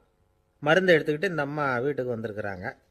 வீடு பூட்டி இருந்ததுனால கணவன் வாசல்லையே காத்துக்கிட்டு இருக்கிறான். மனைவியை கண்டதும் சண்டை போட ஆரம்பிச்சிட்டான். வீட்டை பூட்டிவிட்டு எங்கே போய் தொலைஞ்ச, எவ்வளோ நேரமாக ஒரு மனுஷன் வாசல்லையே காத்துட்டு கிடக்கிறது அப்படி இப்படின்னு கத்த ஆரம்பிச்சிட்டான். மனைவி இதுக்கு பதிலே சொல்லலை. அந்த அம்மா பேசாமல் வீட்டை திறந்தாங்க, சமையல் அறைக்குள்ளே போனாங்க, 1 ounce மருந்தை வாயில் ஊற்றிக்கிட்டாங்க. அன்னைக்கு சண்டை மேற்கொண்டு வளரவே இல்லை, நின்றுட்டுது. மருந்து பரவாயில்லை. அதுக்கப்புறம் பல சந்தர்ப்பங்களில் சண்டை வரும் போல் இருக்கிறப்போலாம் இந்த மருந்து அதை நிறுத்தியிருக்கு. பிரமாதமான மருந்தாக இருக்குது இதை கொஞ்சம் அதிகமாகவே வாங்கி வீட்டில் வச்சுக்க வேண்டியது தான் அப்படின்னு முடிவு பண்ணிவிட்டு இந்த அம்மா மறுபடியும் பக்கத்து வீட்டு அம்மாக்கிட்ட போனாங்க. எவ்வளவு விலையானாலும் சரி, நான் காசு கொடுத்து வாங்கி வச்சுக்கிறேன், எந்த கடையில் இருக்குது இந்த மருந்து சொல்லுங்க அப்படின்னு கேட்டாங்க. இந்த மருந்துக்கு விலையே கிடையாதுங்க, இலவசமாகவே கிடைக்கும்னாங்களாம் அவங்க. அது எப்படி விலை இல்லாமல் இதை விற்க முடியுது அப்படின்னு கேட்டாங்களாம் இவங்க. அது மருந்தாக இருந்தால் தானே விலை வைக்கிறதுக்கு, அது வெறும் தண்ணி தானே அப்படின்னாங்களாம். வெறும் தண்ணியாக சண்டையை நிறுத்துது அப்படின்ட்டு இருக்காங்க இவங்க. அது சண்டையை நிறுத்தலை, உன்னோட மௌனம் தான் சண்டையை நிறுத்துது. நீ வாயில் தண்ணியை வச்சுக்கிறதுனால எதிர்த்து பேசுறதில்ல, அதனால் உன்னுடைய கணவர் கோபம் வந்து சாந்தமாயிடுது அப்படின்னாங்களாம் அவங்க. இந்த கதையிலேருந்து சண்டையை நிறுத்துகிற மருந்து எதுன்னு தெரிஞ்சுக்கிட்டோம் இல்லையா. ஒருத்தர் என்ன பண்ணார், பாட்டிலில் வந்து தண்ணியை ஊற்றி வச்சுக்கிட்டு அவர்கிட்ட வர்றவங்களுக்கெல்லாம் இதை சிபாரிசு பண்ணலாம்னு நினச்சிக்கிட்டு உட்காந்துருந்தார். ஒரு அம்மா வந்தாங்க. இதை கேட்டுவிட்டு இதையே ஒரு மருந்து மாதிரி கொடுக்கலாம்ங்கிறது அவர் முடிவு. அதனால் பாட்டிலில் தண்ணி அடைச்சி வச்சுக்கிட்டு அதில் கலருக்காக என்னத்தையோ ஒரு ஜீரகம் அது மாதிரி எதையாவது கலந்து வச்சுக்கிட்டு ஒரு மருந்து மாதிரி ஒரு பாவனையில் வச்சுக்கிட்டு உட்காந்துருக்கார். யாராவது வீட்டில் சண்டைன்னா என்கிட்ட வாங்க மருந்து தரேன்னு. ஒரு அம்மா வந்தாங்க. எனக்கும் என் வீட்டுக்காரருக்கும் அடிக்கடி சண்டை வருதுங்க அப்படின்ட்டு இருக்காங்க. கவலைப்படாதம்மா, நான் ஒரு மருந்து தரேன்னு சொல்லி வீட்டுக்குள்ளே போய் ஒரு பாட்டில் எடுத்து வந்து கொடுத்தார். பாட்டிலில் இருக்கிறது என்னங்கிறத சொல்லிவிட்டா அது பேரில் மரியாதை வராது இல்லையா, அதனால் சொல்லலை. அந்த அம்மா வாங்கிட்டு போனாங்க. 4 நாள் கழித்து திரும்பி வந்தாங்க. என்னம்மா வீட்டில் சண்டை நின்று போச்சான்னு கேட்டிருக்காரு இவர். அங்கே நின்று போச்சுங்க, இப்போ உங்ககிட்ட ஆரம்பமாக போகுதுன்னாங்களாம். என்னம்மா அப்படின்ட்டுருக்காரு இவர் பயந்து போய். பின்ன என்னங்க, நீங்கள் என்ன மருந்து கொடுத்துருக்குறீங்க என்னங்க அப்படின்னாங்களாம் கோவமாக. அது வெறும் தண்ணி தானே அப்படின்ட்டுருக்காரு இவர். தண்ணியா இது, நல்லா பாருங்கள் அப்படின்னு அந்த பாட்டில் நீட்டினாங்களாம். இவர் வாங்கி பார்த்துருக்கார். அப்புறம் தான் விஷயம் புரியுது அவருக்கு. இவர் கை தவறுதலாக அவங்க வீட்டில் இருந்த மண்ணெண்ணெய் பாட்டில் எடுத்து அவர்கிட்ட கொடுத்துருக்குறாங்க. அப்புறம் என்ன ஆகும், சண்டை வராமல். ஒரு காலத்தில் பிரஷ்யா அப்படின்னு ஒரு தேசம் இருந்தது. இப்போ ஜெர்மனி இருக்குல்ல, இதோட பெரும்பகுதி ஒரு காலத்தில் பிரஷ்யாங்கிற பேரில் இருந்தது. அப்போ அதுக்கு அரசராக இருந்தவர் மகா ஃப்ரெடரிக், அதாவது ஃப்ரெடரிக் தி கிரேட் அப்படின்னு சொல்லுவாங்க. அந்த ராஜாவுக்கு ஒரு சந்தேகம். நாம் பல வகையான வரிகளை விதித்து வசூல் பண்ணுறோம், அப்படி பண்ணி வருமானம் குறைஞ்சிக்கிட்டே போகுதே, இதுக்கு என்ன காரணமாக இருக்கும்? இதுதான் அவருக்கு ஏற்பட்ட சந்தேகம். ஒரு சமயம் அந்த அரசர் தம்முடைய அமைச்சர்களையும் பிரபுக்களையும் தளபதிகளையும் கூப்பிட்டு ஒரு விருந்து வச்சார். விருந்து முடிஞ்சதும் அவங்கள பார்த்து இந்த சந்தேகத்தை கேட்டார். வரிகள் அதிகமாக விதித்து வருமானம் குறையறதுக்கு என்ன காரணம் அப்படின்னு கேட்டார். பல பேருக்கு இதுக்கு சரியாக பதில் சொல்ல தெரியல. அனுபவசாலியான ஒரு தளபதி எழுந்திருச்சார். அரசே, அது எப்படிங்கிறத இப்போ உங்களுக்கு காட்டுறேன்னார். உடனே ஒரு பெரிய பனிக்கட்டி ஒன்றை தன்னுடைய கையில் எடுத்தார். அதை அப்படியும் எப்படியும் திருப்பி பார்த்தார். அப்புறம் அடுத்தவர்கிட்ட கொடுத்தார். அவரும் அதை அப்படியும் இப்படியும் திருப்பி பார்த்துட்டு அடுத்தபடியாக இருந்தவர்கிட்ட கொடுத்தார். இப்படியே இதை ஒவ்வொருத்தராக பார்த்துட்டு ஒவ்வொரு கையாக மாறி கடைசியில் மன்னர் கைக்கு போய் சேர்ந்தது. மன்னர் கைக்கு அந்த பனிக்கட்டி போய் சேர்ந்தப்போ அது கொஞ்சம் கொஞ்சமாக உருகி ஒரு பட்டாணி கடலை சைஸுக்கு ஆகிட்டுது. மன்னர் யோசனை பண்ணார், வரி அதிகமாக போட்டாலும் வந்து சேர்றது குறைவாக இருக்கிறதுக்கு என்ன காரணம் அப்படிங்கிறது அவருக்கு புரிஞ்சு போச்சு. காலம்தான் மாறிட்டு இருக்கே தவிர இந்த கையூட்டு வாங்குகிற பழக்கம் மாறினதாக தெரியல. இன்னொரு ராஜா இருந்தார். அவர் தன்னுடைய ராஜாங்கத்தில் லஞ்ச ஊழலே சுத்தமாக இருக்கக்கூடாது அப்படின்னு நினச்சார். அவர்கிட்ட பல்வேறு துறைகளுக்கும் பொறுப்பாக இருந்த பல பேரும் ரொம்ப சுத்தமாகவும் நேர்மையாகவும் இருந்தாங்க. ஒரே ஒருத்தர் மட்டும் எல்லார்கிட்டையும் லஞ்சம் வாங்கிட்டே இருந்தார். அவரை வேறு வேறு துறைகளுக்கு மாற்றி பார்த்தாரு. அந்த ராஜா என்னென்னமோ பண்ணி பார்க்குறாரு. எந்த வேலையை கொடுத்தாலும் அதுலேயும் லஞ்சம் வாங்கிறதுக்கு ஒரு வழியை உண்டு பண்ணிக்குவார் அந்த ஆள். ராஜாவுக்கு இது ஒரு பெரிய தலைவலியாக போட்டுது. இவர் என்ன பண்ணுறது, இவருக்கு என்ன வேலையை கொடுக்கறது, கொஞ்சம் கூட லஞ்சம் வாங்கிறதுக்கு சான்ஸே இல்லாத ஒரு வேலையை கொடுக்கணும் அப்படின்னு திட்டம் போட்டார். ஒரு நாள் அவருக்கு அந்த உத்தரவும் போட்டுட்டார். அதாவது அவருக்கு என்ன வேலைன்னா, கடற்கரையில் தான் அவருக்கு ஆஃபீஸ். அங்கேயே இருந்துக்க வேண்டியது. தினமும் எத்தனை கடல் அலை கரையில் வந்து மோதுது அப்படிங்கிறத கணக்கெடுத்து ராஜாவுக்கு தெரிவிக்க வேண்டியது. இதுதான் அவருக்கு வேலை. பேசாமல் அலையை எண்ணிட்டு உட்காந்துருக்கட்டும், அப்போவாவது அவர் லஞ்சம் வாங்குகிற சந்தர்ப்பம் இல்லாமல் போயிடும் அவருக்கு அப்படின்னு நினச்சார் ராஜா. இந்த ஆள் கடற்கரைக்கு போய் டியூட்டியில் ஜாயின் பண்ணிக்கிட்டார். ஒரே மாதத்தில் அங்கே சொந்தமாக ஒரு பிரம்மாண்டமான மாளிகை கட்டி விட்டார். ராஜாவுக்கு இது பெரிய ஆச்சரியமாக போச்சு. அலையை என்ற வேலையில் அந்த ஆள் எப்படி பணம் சம்பாதிச்சார் அப்படின்னு விசாரித்து பார்த்தார் அக்கம் பக்கத்தில். அந்த ஆள் என்ன பண்ணியிருக்கிறாருன்னா, கடற்கரையில் போய் பொறுப்பை ஏற்றுக்கிட்ட உடனே அங்கே இருந்த மீனவர்கள்கிட்ட எல்லாம் இந்த கரையில் வந்து ஒரு நாளில் வந்து மோதுகிற அலைகள் எத்தனை அப்படின்னு கேட்டிருக்காரு. அது எப்படிங்க தெரியும்னு இருக்காங்க அவங்க. தினமும் அந்த எண்ணிக்கை தெரியணும். நம்ம ராஜாவுக்கு தினமும் அறிக்கை அனுப்பணும், டெய்லி ரிப்போர்ட்டு. தவறுனா நீங்கள் இந்த கடலில் போய் மீன் பிடிக்கிறதுக்கு ராஜாவோட அனுமதி கிடைக்காது. அப்படின்ட்டுருக்கார். உடனே மீனவர்களும் பயந்து போட்டாங்க. கடலுக்கு போகிறதுக்கு அனுமதி இல்லைன்னா பட்டினி கிடக்கிறது மாதிரி ஆகிடுமே. மெதுவாக அந்த ஆளுகிட்ட போனாங்க. காதோட காதாக சொன்னாங்க, ஐயா, எங்களால் கடல் அலையை எண்ண முடியாது. தினமும் எங்களால் முடிஞ்சதை உங்களுக்கு பணமாக கொடுத்துட்றோம். நீங்கள் தான் ராஜா கிட்ட சிபாரிசு பண்ணி நாங்கள் தொடர்ந்து மீன் பிடிக்கிறதுக்கு அனுமதி வாங்கி கொடுக்கணும் அப்படின்னு வேண்டிக்கிட்டாங்க. பணம் தினமும் சேர ஆரம்பிச்சுட்டுது. பதவியில் மற்ற பதவியோட இந்த பதவி எவ்வளவோ மேல் அப்படின்னு நினச்சிட்டான் அந்த ஆள். அது மட்டும் இல்லை, தயவு பண்ணி என்னை இந்த இடத்த விட்டு மாற்றி விடாதீங்க சார் அப்படின்னு வேற கேட்க ஆரம்பிச்சிட்டானா. ஒரு ஊரில் ஒரு ராஜா இருந்தார். அவர் ஒரு பூனை வளர்த்தார். ரொம்ப செல்லமாக அவர் அந்த பூனையை வளர்த்தார். அவர் என்ன பண்ணுவார் தெரியுமா? இரவு நேரத்தில் அந்த பூனையோட தலையில் ஒரு விளக்கை வச்சுருவார். அந்த பூனை ரொம்ப ஜாக்கிரதையாக அந்த விளக்கு கீழே விழுந்துடாமல் பார்த்துக்கும். தலையை ஆட்டாமல் ரொம்ப நிதானமாக ராஜா பின்னாடி நடந்து போய்கிட்டே இருக்கும். அந்த விளக்கு வெளிச்சத்தில் எல்லா வேலைகளையும் செஞ்சுருவார். கையில் ஒரு விளக்கை தனியாக எடுத்துகிட்டு போக வேண்டிய அவசியமே இல்லை. விளக்கை தூக்கிட்டு போகிற வேலையை அந்த பூனை பார்த்துக்கும். அதனால் ராஜாவுக்கு அந்த பூனை மேலே ரொம்ப பிரியம். மந்திரிகளையெல்லாம் கூப்பிட்டு அவங்கக்கிட்ட சொல்லுவார், பார்த்தீங்களா இந்த பூனை எவ்வளவு விசுவாசமாக நடக்குது, என் பேரில் எவ்வளவு மரியாதை பார்த்தீங்களா அதுக்கு அப்படிம்பார். இதை கேட்டுவிட்டு அங்கேருந்த அமைச்சர்களில் ஒருத்தர் சொன்னார், மன்னா நீங்கள் சொல்கிறது சரிதான், இருந்தாலும் இந்த பூனையோட விசுவாசத்தை நாம் கொஞ்சம் சோதித்து பார்க்க வேண்டியிருக்கு அப்படின்னாராம். சரி, உங்கள் ஆசையை ஏன் கெடுக்கணும், நல்லா சோதித்து பாருங்கள் அப்படின்னு சொல்லிவிட்டார் ராஜா. உடனே அந்த அமைச்சர் என்ன பண்ணார் தெரியுமா? எங்கேயோ புறப்பட்டு போனார். ஒரு 5-6 எலிகளை பிடிச்சிக்கிட்டு வந்தார். அரண்மனையில் ராஜா ஏதோ வேலை பார்த்துக்கிட்டு இருக்கிறாரு. பக்கத்தில் அந்த பூனை ரொம்ப பணிவாக நின்றுக்கிட்டு இருக்குது.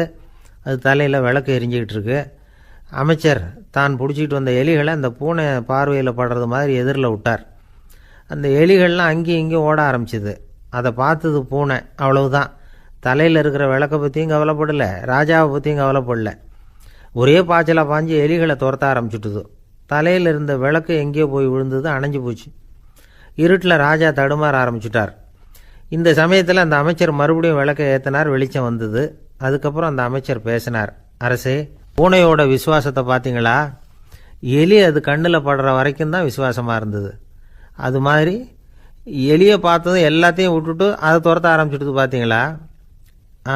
தான் அந்த பூனையை பற்றி நினச்சது தப்புங்கிறது அதுக்கப்புறம் தான் அந்த ராஜாவுக்கு புரிஞ்சுதான். சரி, இப்போ எதுக்கு இந்த கதையெல்லாம் அப்படிங்கிறீங்களா? இந்த பூனை மாதிரி தான் நம்ம மனசும். மனசை எவ்வளவு தான் பயிற்சி கொடுத்து பக்குவமாக வச்சுருந்தாலும் பார்க்குறதுக்கு பரமசாது மாதிரி தான் இருக்கும். பார்க்க வேண்டியதை பார்த்துட்டுதுன்னா பாஞ்சிரும். இந்த பூனை மாதிரி புலன் இன்ப பொருள்கள் கிட்டாத வரைக்கும் மனம் அடங்கி இருக்கிறது மாதிரி தான் தெரியும். கொஞ்சம் வாய்ப்பு கிடைச்சாலும் அது குதிக்க ஆரம்பிச்சிரும், தப்பு பண்ண ஆரம்பிச்சிரும். பெரிய பெரிய முனிவர்கள் வாழ்க்கையில் நடந்த வீழ்ச்சி இதை தான் நிரூபிக்குது. புலன்களின் ஆற்றல் அதிகம். அதனால் மனக்கட்டுப்பாடு பயிற்சிகளில் ரொம்ப எச்சரிக்கையாக இருக்கணுங்கிறார் சுவாமி சிவானந்தர். மது பழக்கத்தையே விட்டுவிட்டேன்னு உறுதியாக இருப்பான். கடை கண்ணில் பட்டுவிட்டுதுன்னா கால் அவனை கேட்காமலே இழுத்துக்கிட்டு உள்ளே போயிடும். இதுதான் மனசுங்கிறது. அதுதான் அந்த ராஜா வளர்த்த பூனை. நம்மால் ஒருத்தன் அந்த ராஜா பூனை தலையில் விளக்க வச்சது மாதிரி இவன் தன்னுடைய தலையிலேயே ஒரு விளக்கை ஏற்றி வச்சுக்கிட்டு என்னத்தையோ தேட ஆரம்பித்தான். தேடிக்கிட்டு இருக்கிறான். தலையை ஆட்டாமல் நிதானமாக நடந்து ரொம்ப நேரமாக தேடிட்டு இருக்கிறான். அந்த சமயம் அங்கே வந்த ஒருத்தர், என்னத்தை தேடுறீங்கன்னு கேட்டார். அதுதான் மறந்து போச்சு அப்படின்னு இழுத்தான். சரி, கொஞ்சம் இப்படி உட்காருங்க, ஞாபகம் வந்ததும் தேட ஆரம்பிக்கலாம் அப்படின்னார் அவர். இவன் கொஞ்ச நேரம் உட்காந்து யோசித்தான். அப்புறம் திடீர்னு எழுந்திரிச்சான். ஞாபகம் வந்துட்டுதுன்னா. என்னன்னு கேட்டார். எங்கள் வீட்டில் இருந்த விளக்கை எங்கே வச்சேன்னு தெரியல, அதை தான் தேடிக்கிட்டு இருக்கிறேன், ஏற்றி வைக்கலாம்னு பார்க்குறேன் அப்படின்னா. ஒரு பெரியவர் உட்காந்துருக்கிறார். அவரை சுற்றி அவருடைய தோழர்கள் உட்காந்துருக்கிறாங்க. ஏதோ ஒரு முக்கியமான செய்தியை அவர் அவங்களுக்கு சொல்லிகிட்டு இருக்கிறார். அவங்களும் ஆர்வமாக கேட்டுக்கிட்டு இருக்கிறாங்க. இந்த சமயத்தில் யாரோ ஒரு ஆள் வேகமாக அங்கே வர்றார். வர்ற வேகத்திலேயே எனக்கு ஏதாவது உதவி செய்யுங்க அப்படின்னு கேட்டுக்கிட்டே வர்றார். கேட்குறது உதவி, ஆனால் குரல் மிரட்டுறது மாதிரி இருக்குது, அதட்டி கேட்குறது மாதிரி இருக்குது. இதை கேட்டதும் அந்த பெரியவர் ஆத்திரப்படலை, ஆனால் அவரை சுற்றி இருந்தவங்க ஆத்திரப்பட்டாங்க. இதை பெரியவர் கவனித்தார். கொஞ்சம் அமைதியாக இருங்கன்னார். வந்தவரை கூப்பிட்டார். அவருக்கு சில பொருள்களை கொடுத்தார். என்னங்க, இப்போ உங்களுக்கு மகிழ்ச்சி தானே அப்படின்னார். ஆ அப்படின்னு அலட்சியமாக அவர் சொல்கிறார். நான் உங்களை நல்ல முறையில் நடத்தினேன்னா அப்படின்னு கேட்குறாரு அவர் மறுபடியும். அதெல்லாம் ஒன்றும் இல்லை அப்படின்னு சொல்லி அவர் சொல்லிகிட்டு இருக்கிறாரு. குரலில் கடுமை குறையில. சுற்றி இருந்தவங்களால் இதை பொறுத்துக்க முடியல. கோபத்தோடு அவரை நோக்கி நெருங்க ஆரம்பித்தாங்க. பெரியவர் அவங்களையெல்லாம் தடுத்து நிறுத்தினார். வந்தவரை வாங்க என்னோட அப்படின்னு சொல்லி அழைச்சிட்டு போனார். வீட்டுக்கு போனார். அங்கே போனதும் இன்னும் சில பொருள்களை எடுத்து அவர்கிட்ட கொடுத்தார். இப்போ திருப்தி தானே, நான் உங்ககிட்ட நல்ல முறையில் நடந்துக்கிட்டேனா அப்படின்னார். அவர் முகம் இப்போ தான் கொஞ்சம் மலர்ந்தது. ரொம்ப நன்றி, இறைவன் உங்கள் குடும்பத்துக்கு எல்லா நன்மைகளையும் செய்வான் அப்படின்னு சொன்னார். இதே வார்த்தைகளை என்னுடைய தோழர்கள்கிட்டே சொல்லிட்டீங்கன்னா அவங்க கோபம் தணிஞ்சிரும், வர முடியுமான்னார். கண்டிப்பாக வர்றேன் அப்படின்னாரு. மறுநாள் காலையில் அந்த இடத்துக்கு வந்தார். அதே மாதிரி சொல்லிவிட்டு அவர் போயிட்டார். தோழர்கள்லாம் ரொம்ப வியப்போடு பெரியவரை பார்த்தாங்க. அந்த பெரியவர் தான் நபிகள் நாயகம். அவர் சொன்னார், ஒருத்தன் ரொம்ப ஆசையாக ஒரு ஒட்டகத்தை வளர்த்துக்கிட்டு வந்தான். ஒரு நாள் அந்த ஒட்டகம் கயத்தை அறுத்துக்கிட்டு ஓடி போயிட்டுது. அக்கம் பக்கத்தில் இருக்கிறவங்கெல்லாம் அந்த ஒட்டகத்தை பிடிக்கிறதுக்கு முயற்சி பண்ணாங்க. அதை துரத்திக்கிட்டு ஓடினாங்க. ஒட்டகம் தாறுமாறாக ஓட ஆரம்பிச்சிது. இந்த சமயத்தில் ஒட்டகத்தை வளர்த்தவன் அங்கே ஓடி வந்தான். நீங்கள் அதை ஒன்றும் செய்ய வேணாம், விட்டுருங்க. அதோட சுபாவம் எனக்கு நல்லா தெரியும். அதை சுலபமாக என்னோடய வழிக்கு கொண்டுட்டு வந்துட முடியும். நான் பார்த்துக்கிறேன், விட்டுருங்கோ அப்படின்னா. எல்லாரும் விலைக்கு போயிட்டாங்க. இவன் என்ன செஞ்சான் தெரியுமா? கொஞ்சம் புல்லை கையில் எடுத்துக்கிட்டு அந்த ஒட்டகத்தை நெருங்கினான். அவ்வளவுதான். அது ஓடி இவன் காலடியில் உட்காந்துக்கிட்டது. செல்லமாக அதை அப்படியே தடவி கொடுத்தான். முதுகில் ஏறி உட்காந்துக்கிட்டான். அது பாட்டுக்கு சாதுவாக நடந்து போகுது. இந்த கதையை நபிகள் நாயகம் தம்முடைய தோழர்களுக்கு சொல்கிறார். ஒட்டகத்தை மட்டும் இல்லை, சில மனிதர்களையும் கூட சில விதத்தில் அணுகி தான் அவர்களை சீர்திருத்த வேண்டியிருக்குது அப்படிங்கிறத அவங்களுக்கு உணர்த்தினார். இது ஒரு அழகான உளவியல் அணுகுமுறை. சில குடும்ப தலைவர்கள் கூட இந்த ஒட்டகம் மாதிரி நடந்துக்கிறது உண்டு. அப்புறம் அடங்கி போகிறதும் உண்டு. ஒரு குடும்ப தலைவர் காலையில் எழுந்திரிச்சதுலேருந்து சத்தம் போட்டு கத்திக்கிட்டு இருப்பார். பக்கத்தில் இருந்தவங்கெல்லாம் ஓடி போய் சமாதானம் பண்ணி பார்த்தாங்க. அவர் ஓயறது மாதிரி தெரியல. கடைசியில் அவர் மனைவி வந்தாங்க. நீங்கள் எல்லாம் விலைக்கு போயிடுங்க, அவர் சுபாவம் எனக்கு தெரியும், நான் பார்த்துக்கிறேன் அப்படின்னாங்க. சரின்னு எல்லோரும் போயிட்டாங்க. சாயந்தரமாக பார்க்குறாங்க, அவர் சத்தம் இல்லாமல் ஒரு மூலையில் உட்காந்துருக்கிறார். ரொம்ப சாதுவா. ஆச்சரியமாக இருந்தது. என்னம்மா பண்ணீங்கன்னு கேட்டாங்க. அது ஒன்றும் இல்லைங்க, ஒரு வேளை சாப்பாட்டை நிறுத்தினேன், பட்னி போட்டேன், அவ்வளவுதான் அப்படின்னாங்க அந்த அம்மா. ஒரு ஜென் துறவி, அவருக்கு ரொம்ப வயசாகிட்டுது, கடைசி காலம். நண்பர்களெல்லாம் கூப்பிட்டார். நண்பர்களே, நான் வித்தியாசமான முறையில் சாகணும்னு ஆசைப்பட்றேன், அதுக்கு ஏதாவது யோசனை சொல்லுங்களேன் அப்படின்னு கேட்டாராம். நண்பர்கள் சிரித்தாங்க. என்ன பேச்சு பேசுகிறீங்க? சாவறதுங்கிறது என்ன விளையாட்டு கத்தனமான காரியமா அப்படின்னு கேட்டிருக்காங்க. அந்த துறவி கொஞ்ச நேரம் யோசனை பண்ணார். அப்புறம் கேட்டாராம், இது வரைக்கும் யாராவது நடந்துக்கிட்டே இறந்துருக்குறாங்களா அப்படின்னாராம். எல்லாரும் இல்லைன்னாங்களாம்.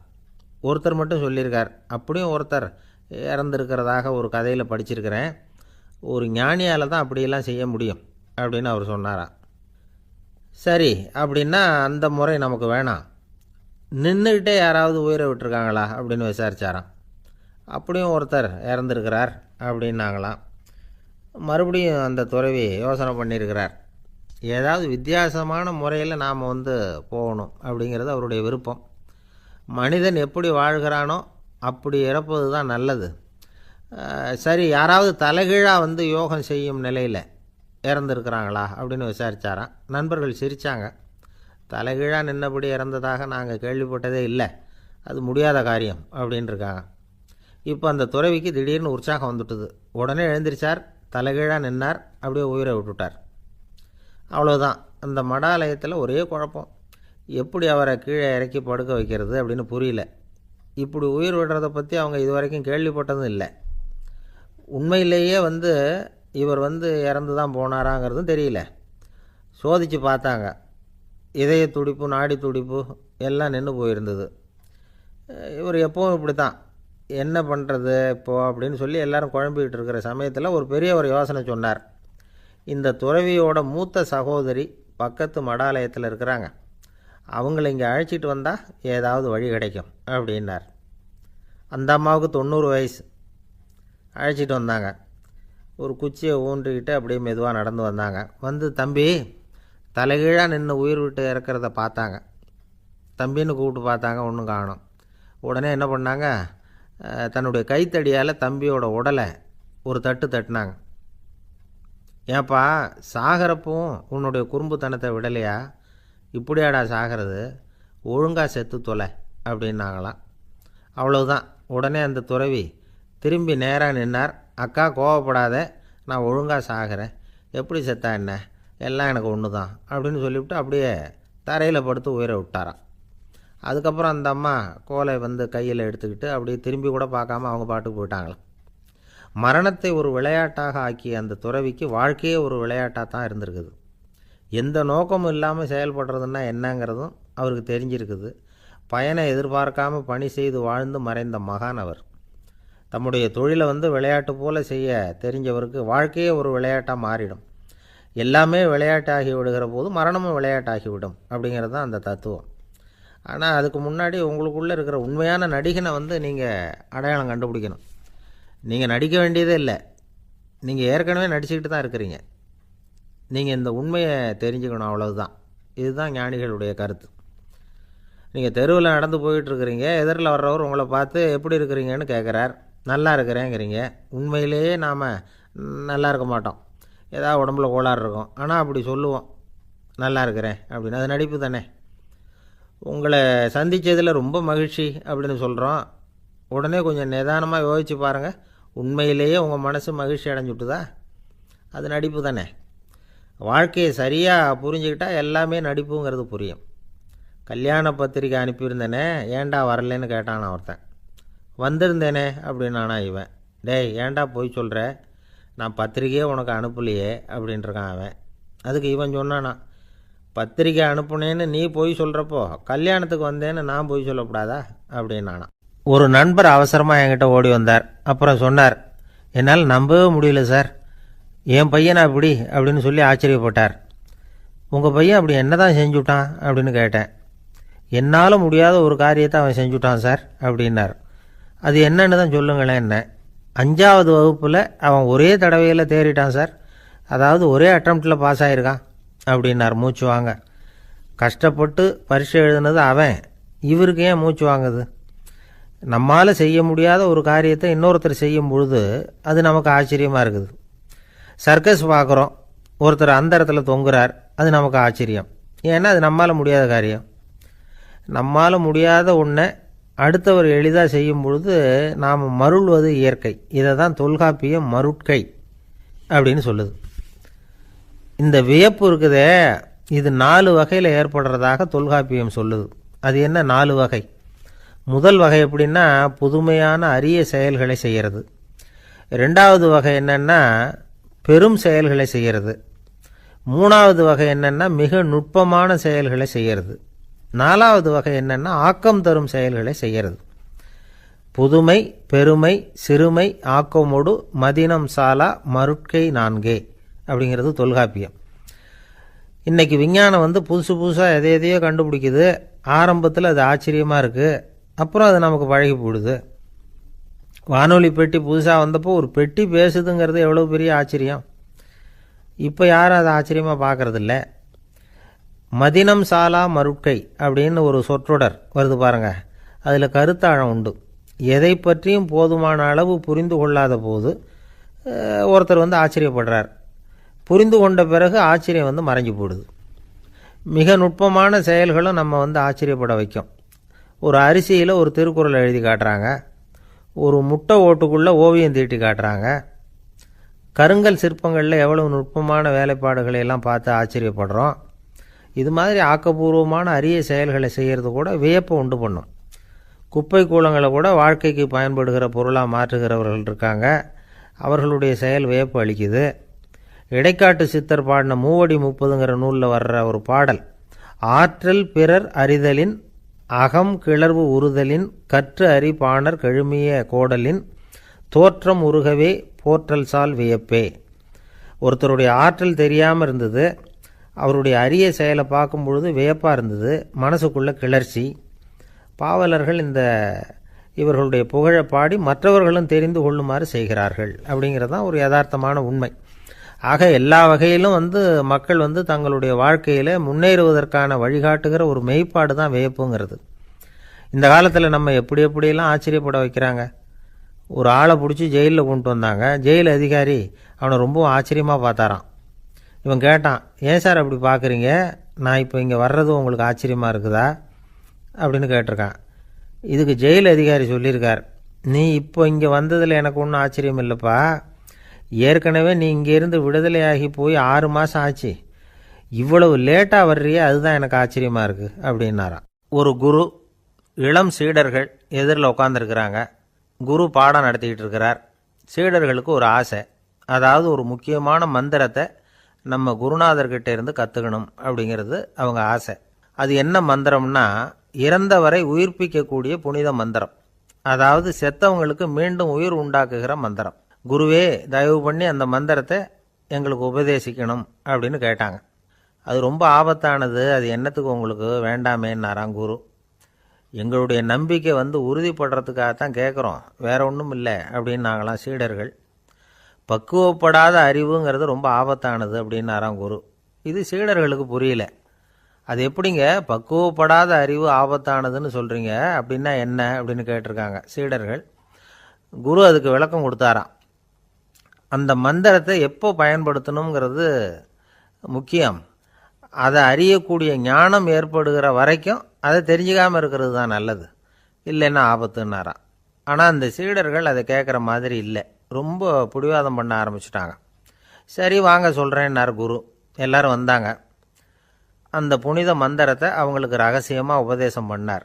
உபதேசம் பண்ணிவிட்டு அவங்களுக்கு எச்சரிக்கையும் கொடுத்தார். இந்த மந்திரத்தை நல்லா ஆராய்ச்சி பார்த்ததுக்கு அப்புறம்தான் உச்சரிக்கணும், அவசரப்பட்டு எதுவும் செஞ்சிடக்கூடாது அப்படின்னு ஒரு தடவைக்கு பல தடவை எச்சரிக்கை கொடுத்தார். சரின்னு சொல்லிவிட்டு அவங்கெல்லாம் மந்திரத்தை கற்றுக்கிட்டு எழுந்திரிச்சு போயிட்டாங்க. ஒரு நாள் அந்த சீடர்கள் எல்லாம் மணற்பாங்கான இடத்துல அப்படியே நடந்து போயிட்டு இருக்கிறாங்க. ஒரு பாலைவன பகுதி மாதிரி ஒரு இடம். அங்கே ஒரு இடத்துல எலும்புகள் குவியலாக கிடந்தது. உடனே இந்த சீடர்கள் முன்ன பின்ன யோசிக்காமல், தியானமும் பண்ணாமல், அந்த மந்திரத்தோட பயனை சோதித்து பார்க்கணும் அப்படின்னு நினச்சிக்கிட்டு அந்த மந்திரத்தை உச்சரிக்க ஆரம்பிச்சிட்டாங்க. அவ்வளோதான். உடனே என்னாச்சு தெரியுமா, அந்த எலும்புகள் எல்லாம் ஓநாய்களாக மாறி அவங்கள துரத்த ஆரம்பிச்சுட்டுது. சீடர்கள் எல்லாம் தலைதெறிக்க ஓட ஆரம்பிச்சிட்டாங்க. ஓநாய்களும் விடலை, அவங்கள துரத்தி பிடிச்சி கடித்து கொதற ஆரம்பிச்சுட்டுது. அப்போ தான் அந்த சீடர்களுக்கு குரு சொன்ன அறிவுரையோட அர்த்தம் புரிஞ்சுது. பக்குவப்படாத அறிவு ஆபத்தானது அப்படிங்கிறது. அதனால் இதிலேருந்து நாம் தெரிஞ்சுக்க வேண்டியது என்னென்னா, நாம் நம்ம அறிவை வளர்த்துக்கிட்டால் மட்டும் போதாது, அந்த அறிவை எப்போ எப்படி பயன்படுத்தணும் அப்படிங்கிற பக்குவமும் நமக்கு வரணும். அப்போ தான் வாழ்க்கை நல்லபடியாக அமையும், இல்லைன்னா இடைஞ்சல் தான். இந்த காலத்தில் சில சின்ன பிள்ளைங்களுக்கே அறிவு ரொம்ப பக்குவப்பட்டிருக்குங்கிறத உணர முடியுது. ஒரு சின்ன பையன் பள்ளிக்கூடத்தில் மார்க் லிஸ்ட் கொடுத்தாங்க, வாங்கிக்கிட்டு அவசரமாக வீட்டுக்கு ஓடினான். எதிரில் வந்த ஒருத்தர் கேட்டார், என்ன அவசரம், ஏன் இப்படி வேகமாக ஓடுறேன்னார். எங்கள் அம்மா கிட்ட அடி வாங்கணும், அதுக்காக தான் ஓடுறேன்னா. அடி வாங்கிறதுக்கா இவ்வளவு அவசரம்னார் அவர். அப்படி இல்லைங்க, நான் போகிறதுக்குள்ளே எங்கள் அப்பா வீட்டுக்கு வந்துட்டாருன்னா அவர்கிட்ட அடி வாங்க வேண்டியிருக்கும், அதை அவாய்ட் பண்ணுறதுக்காக இப்படி ஓடுறேன் அப்படின்னு நானான் அந்த பையன்.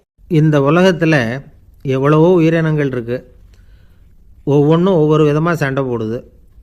இப்போ 2 மாடு சண்டை போட்டுக்குதுன்னு வச்சுக்கோங்க, என்ன பண்ணும், 2 முட்டிக்கும். அதுக்கு சண்டை போடுறதுக்கு ஆயுதமாக உபயோகப்படுறது அதோட கொம்பு. 2 சேவல் சண்டை போட்டுக்குதுன்னு வச்சுக்கோங்க, அதுக்கு ஆயுதமாக உபயோகப்படுறது அதோட கால் நகம். காலால் தான் அது ஒன்றோட ஒன்று சண்டை போட்டுக்கும். ஆனால் 2 மனுஷன் சண்டை போட்டுக்கிறான்னு வச்சுக்கோங்க, இவன் இன்னதை தான் ஆயுதமாக உபயோகப்படுத்துவான்னு குறிப்பிட்டு சொல்ல முடியாது. கல்லை எடுப்பான், கத்தி எடுப்பான், துப்பாக்கி எடுப்பான், என்ன வேணாலும் பண்ணுவான். வாயால் திட்டுவான், கையால் அடிப்பான், காலால் உதைப்பான், சகலகலாக வல்லவன்.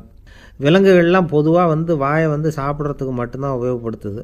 ஆனால் இவனுக்கு சாப்பிட்றதுக்கும் அதுதான், சாப்பிட்டு விட்டு திட்டுறதுக்கும் அதுதான். ஆனால் ஒரு விஷயத்தில் மட்டும் கெட்டிக்கிறேன், அதாவது நாம் சண்டை போட்டுக்கிட்டாலும் பரவாயில்லை, கோழிகள் சண்டை போடாமல் இருக்கணும் அப்படின்னு ஆசைப்படுறான். எதுக்காக? கோழிகள் சண்டை போடாமல் இருந்தால் நிறைய முட்டைகள் போடுமா, அதுக்காக தான் இந்த அக்கறை. கோழி பண்ணை வச்சுருக்கிறவங்களுக்கு இது ஒரு பெரிய பிரச்சனை.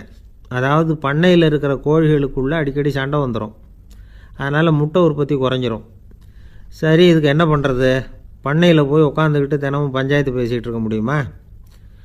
அமெரிக்காவில் கோழி பண்ணை வச்சுருக்கிற ஒருத்தர் இதை பற்றி யோசனை பண்ணி பார்த்தாராம். ஒரு வழியையும் கண்டுபிடிச்சிருக்கார். கோழிக்கெல்லாம் மூக்கு கண்ணாடி மாட்டி விட்டுட்டோம்னா அது சண்டை போடுற குணம் குறைஞ்சிரும், முட்டை அதிகமாகிடும் அந்த கண்ணாடியில் உள்ள லென்ஸு சிவப்பு நிறத்தில் இருக்கணும், அவ்வளவுதான் அப்படின்னு அவர் கண்டுபிடிச்சாராம். இது ஏற்கனவே நடைமுறையில் கண்டுபிடிக்கப்பட்ட ஒரு விஷயம். ஆனால் எல்லா கோழிக்கும் சிவப்பு மூக்கு கண்ணாடி எப்படி மாட்டி விடுறது? அப்படியே மாட்டி விட்டாலும் அது நழுவாமல் இருக்கணுமே. இப்போ நாமெல்லாம் நடு விரலால் மூக்கு கண்ணாடி நடுவில் தொட்டு அப்படி ஸ்டைலாக சரி பண்ணிக்கிறோம். அது மாதிரி கோழி எப்படி சரி பண்ணிக்கும்? இதுதான் பிரச்சனை. இதுக்கு அவர் என்ன வழி கண்டுபிடிச்சாருன்னா, கோழிக்கெல்லாம் மூக்கு கண்ணாடிக்கு பதிலாக விழியொட்டு வில்லைகள், காண்டாக்ட் லென்ஸ், அதை பொருத்தி விட்டா என்ன அப்படின்னு யோசனை பண்ணார். அதே மாதிரி பண்ணார். அதே மாதிரி செஞ்சு பார்த்தார், வெற்றி. அதுக்கப்புறம் கோழியெல்லாம் சண்டை போட்டுக்கலையாம், சமாதான பிரியர்களாக ஆகிட்டு தான். கோழிகளுக்கு இயல்பாகவே சண்டை போடுற குணம் உண்டு. ஆனால் அதோட கண்ணுக்கு பார்க்குற பொருள்லாம் ரோஜா நிறத்துலையோ அல்லது இன்னும் சொல்லப்போனால் அழுத்தமான சிவப்பு நிறத்துலையோ தெரிஞ்சதுன்னா சண்டை போடுற குணம் குறைஞ்சிருதான். அந்த சமயத்தில் அது அதிகமாகவும் முட்டையிட ஆரம்பிச்சுடுதான். அதே நேரத்தில் இறை எடுக்கிறத கூட குறைச்சிக்குதான். இது ஏன் இப்படி பண்ணுதுங்கிறது விஞ்ஞானிகளுக்கு இன்னமும் புரியலையா. எப்படியோ அமெரிக்க கோழிகள்லாம் காண்டாக்ட் லென்ஸ் பொருத்திக்க ஆரம்பித்தாச்சு. கோழி கழுத்தை பிடிச்சிக்கிட்டு ஒரு சில வினாடிகளில் அதை பொருத்தி போடுறாங்களாம். கோழியோட ஆயுள் பூரா அது அப்படியே இருக்குமா. பண்ணையில் முட்டை உற்பத்தி குறைஞ்சா இது மாதிரி விஞ்ஞானபூர்வமாக பரிகாரம் தேடுறது தான் நல்லது. நமக்கு வேண்டியப்பட்ட ஒருத்தர், அவர் ஒரு கோழி பண்ணை வச்சுருந்தார். அந்த பண்ணையில் பாதி கோழி திடீர்னு செத்து போச்சு. உடனே ஒரு கால்நடை மருத்துவர்கிட்ட போக வேண்டியது தானே. அங்கே போகல.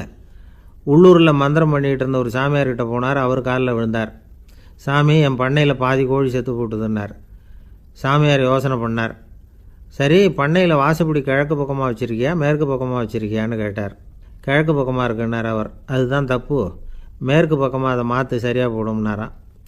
அதே போல் இவர் போய் மாற்றிவிட்டார். அப்பவும் பாதி செத்து போச்சு. மறுபடியும் சொன்னார், சாமி மறுபடியும் பாதி கோழி செத்து போட்டுதேன்னார். சரி, கூரை எப்படி போட்டிருக்க, ஓடு போட்டிருக்கியா இல்லை கீத்து போட்டிருக்கியான்னார்.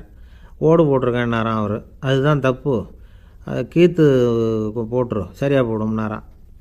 சரின்னு போய் அதையும் மாற்றி பார்த்தார். மறுபடியும் போயிட்டுது, கோழி செத்து போச்சு. வந்தார். மறுபடியும் பாதி செத்து போச்சு சாமின்னு வந்தார். இவரும் யோசனையை மாற்றி மாற்றி சொல்லிகிட்டே இருக்கிறார். இப்படி அவரும் மாற்றி மாற்றி பார்த்தார். 6வது தடவையாக அவரை தேடிட்டு வந்தார். அந்த சமயத்தில் இவர் ரொம்ப தீவிரமாக யோசனை பண்ணி பார்த்துட்டு, அது சரிப்பா, நீயும் என்கிட்ட சளைக்காமல் வந்துக்கிட்டு இருக்கிற, நானும் யோசனை சொல்லிகிட்டு இருக்கேன். இப்போவும் உங்ககிட்ட சொல்கிறதுக்கு என்கிட்ட யோசனை நிறையா இருக்குது.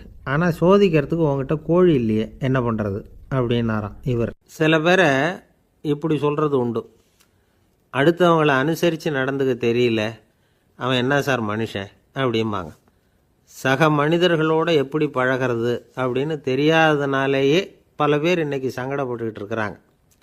வசதி வாய்ப்பெல்லாம் சரியாக இருக்கும், ஆனால் வாழ்க்கை சரியாக இருக்காது. இன்னொருத்தர்கிட்ட எப்படி பேசுறது பழகிறதுங்கிறது தெரியாததுனால தான் இந்த அவஸ்தை. சரி, இந்த அவஸ்தை இல்லாமல் வாழறது எப்படி? இதுக்கு அனுபவசாலிகள் சில வழிமுறைகளை சொல்கிறாங்க. அதெல்லாம் என்னென்னங்கிறத இப்போ தெரிஞ்சுக்குவோம். முதல்ல நம்ம நாக்கு நம்ம கண்ட்ரோலில் இருக்கணும். வார்த்தைகளை கொட்டிவிட்டு அதுக்கப்புறம் அள்ள முடியாமல் கடந்து கஷ்டப்படக்கூடாது. எப்படி பேசுகிறோங்கிறதும் முக்கியம். பேசுகிறப்ப எப்படி முகத்தை வச்சுருக்கிறோங்கிறதும் முக்கியம். அன்பாக பேசினாலும் நல்லாயிருக்கும். அப்படி பேசுகிறப்ப ஆதரவாக அவர் தோள் மேலே ஒரு கையை போட்டுக்கிட்டு பேசினா இன்னமும் நல்லாயிருக்கும். 2வது விஷயம், இன்னொருத்தர்கிட்ட பேசுகிறப்போ வாக்குறுதிகளை அள்ளி வீசக்கூடாது. கொடுக்குற வாக்குறுதி குறைச்சலாக இருக்கணும். அப்படி கொடுத்த வாக்குறுதியை கண்டிப்பாக நிறைவேற்றணும்.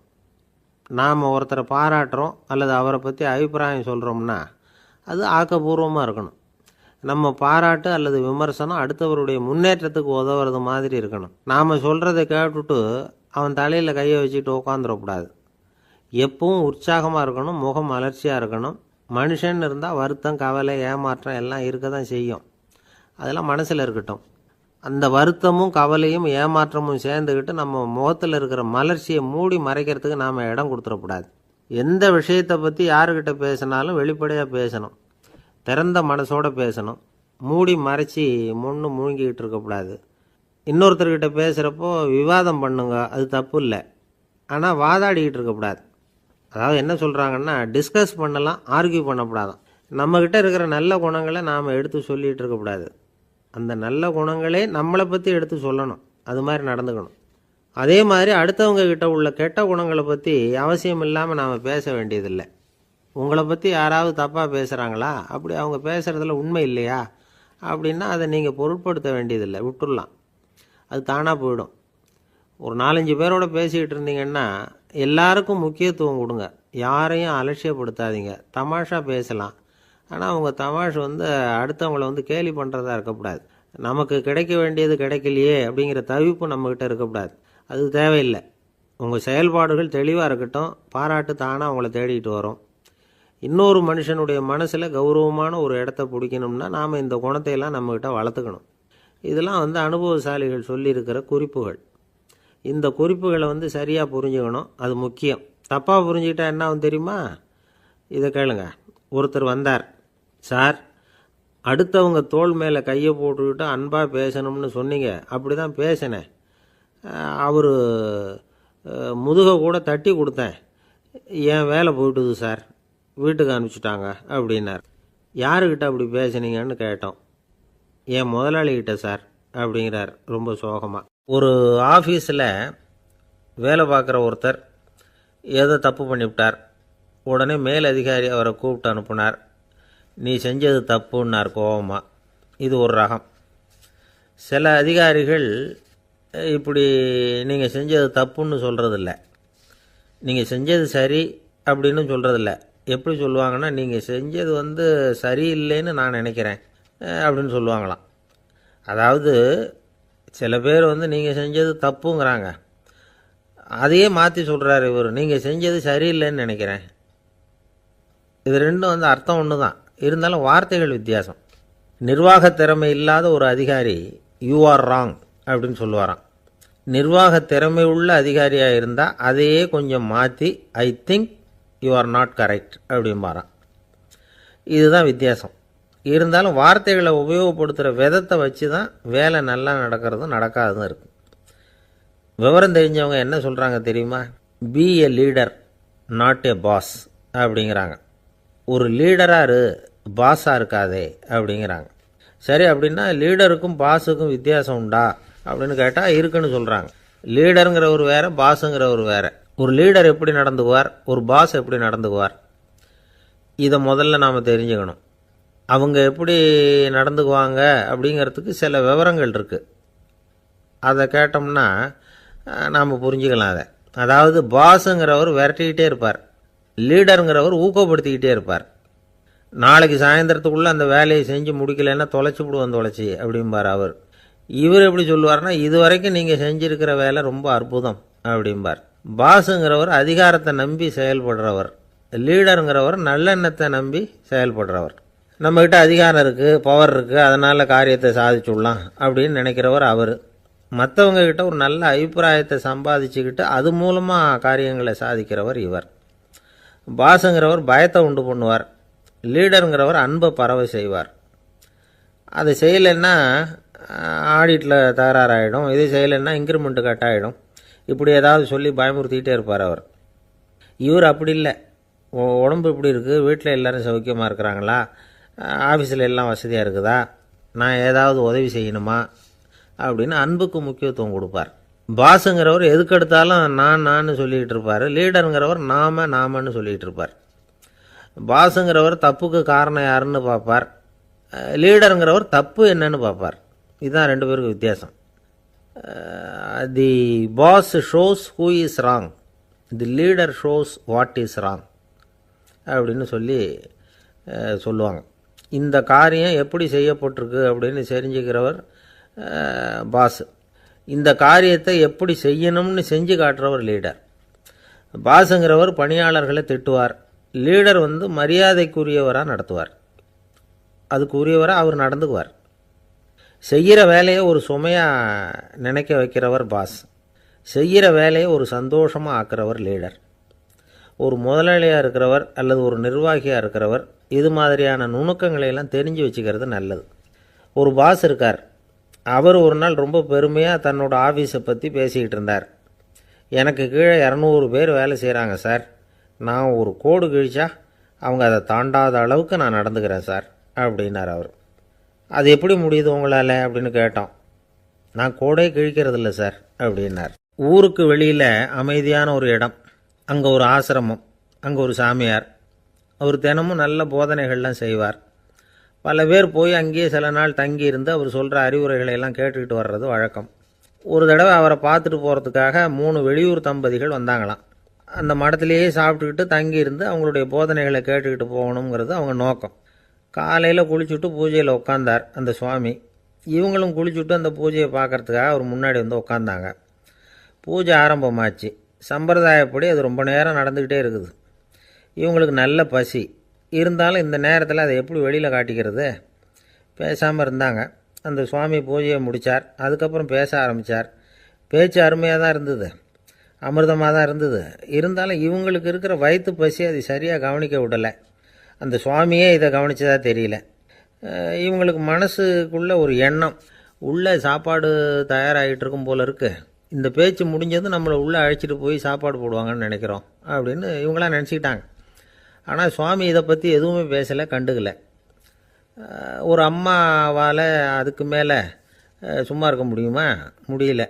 சாப்பாட்டை கவனிக்கலாமா அப்படின்னு சொல்லி மெதுவாக ஆரம்பித்தாங்க. கவனிக்கலாமே அப்படின்னு உள்ளே அழைச்சிட்டு போனார் சுவாமி. இவங்க ரொம்ப அவசரமாக எழுந்திரிச்சு உள்ளே ஓடினாங்க. அங்கே ஒரு மேஜை மேலே ஒரு கிண்ணம் மூடி இருந்தது. இதுதான் சாப்பாட்டு மேஜை போல இருக்குது, இங்கே சாப்பாடு வந்துடும் அப்படின்னு நினச்சாங்க. உடனே போய் சுற்றி உட்காந்துக்கிட்டாங்க. சுவாமி அந்த கிண்ணத்தை எடுத்து அந்த அம்மா கிட்ட கொடுத்தார். அவங்க அதை வாங்கி மூடியை திறந்து பார்க்குறாங்க. உள்ளே ஒரு சாவி இருக்குது. சரிதான், இது சமையலறை சாவி போல் இருக்குது, அங்கே போய் அதை திறந்து சாப்பாட்டை நாமே எடுத்துக்கிட்டு வந்து இங்கே வச்சுக்கிட்டு சாப்பிட்ணும் போல இருக்குது அப்படின்னு நினச்சாங்க. சாவி இருக்கு இல்லையா, வாங்க பூட்டு நிறையா காட்டுறேன் அப்படின்னு சுவாமி அவங்கள அழைச்சிட்டு போனார், காட்டினார். இவங்க அந்த அறையை ரொம்ப ஆவலோடு திறந்தாங்க. உள்ளே பார்த்தா அங்கே அரிசி, பருப்பு, விதவிதமான காய்கறி எல்லாம் இருக்குது. சமையலுக்கு வேண்டிய மிளகாய், எண்ணெய், பால், தயிர், நெய் இப்படி எல்லாமே இருக்குது. அடுப்பு, விறகு, நெருப்பு போட்டி அது கூட அங்கே இருக்குது. சாப்பாடு தயாராக இருக்கும்னு நினச்சிக்கிட்டு போனால் இப்படி இருக்குதே அப்படின்னு சொல்லி அதை பார்த்ததும் ரொம்ப சோர்ந்து போட்டாங்க அவங்க.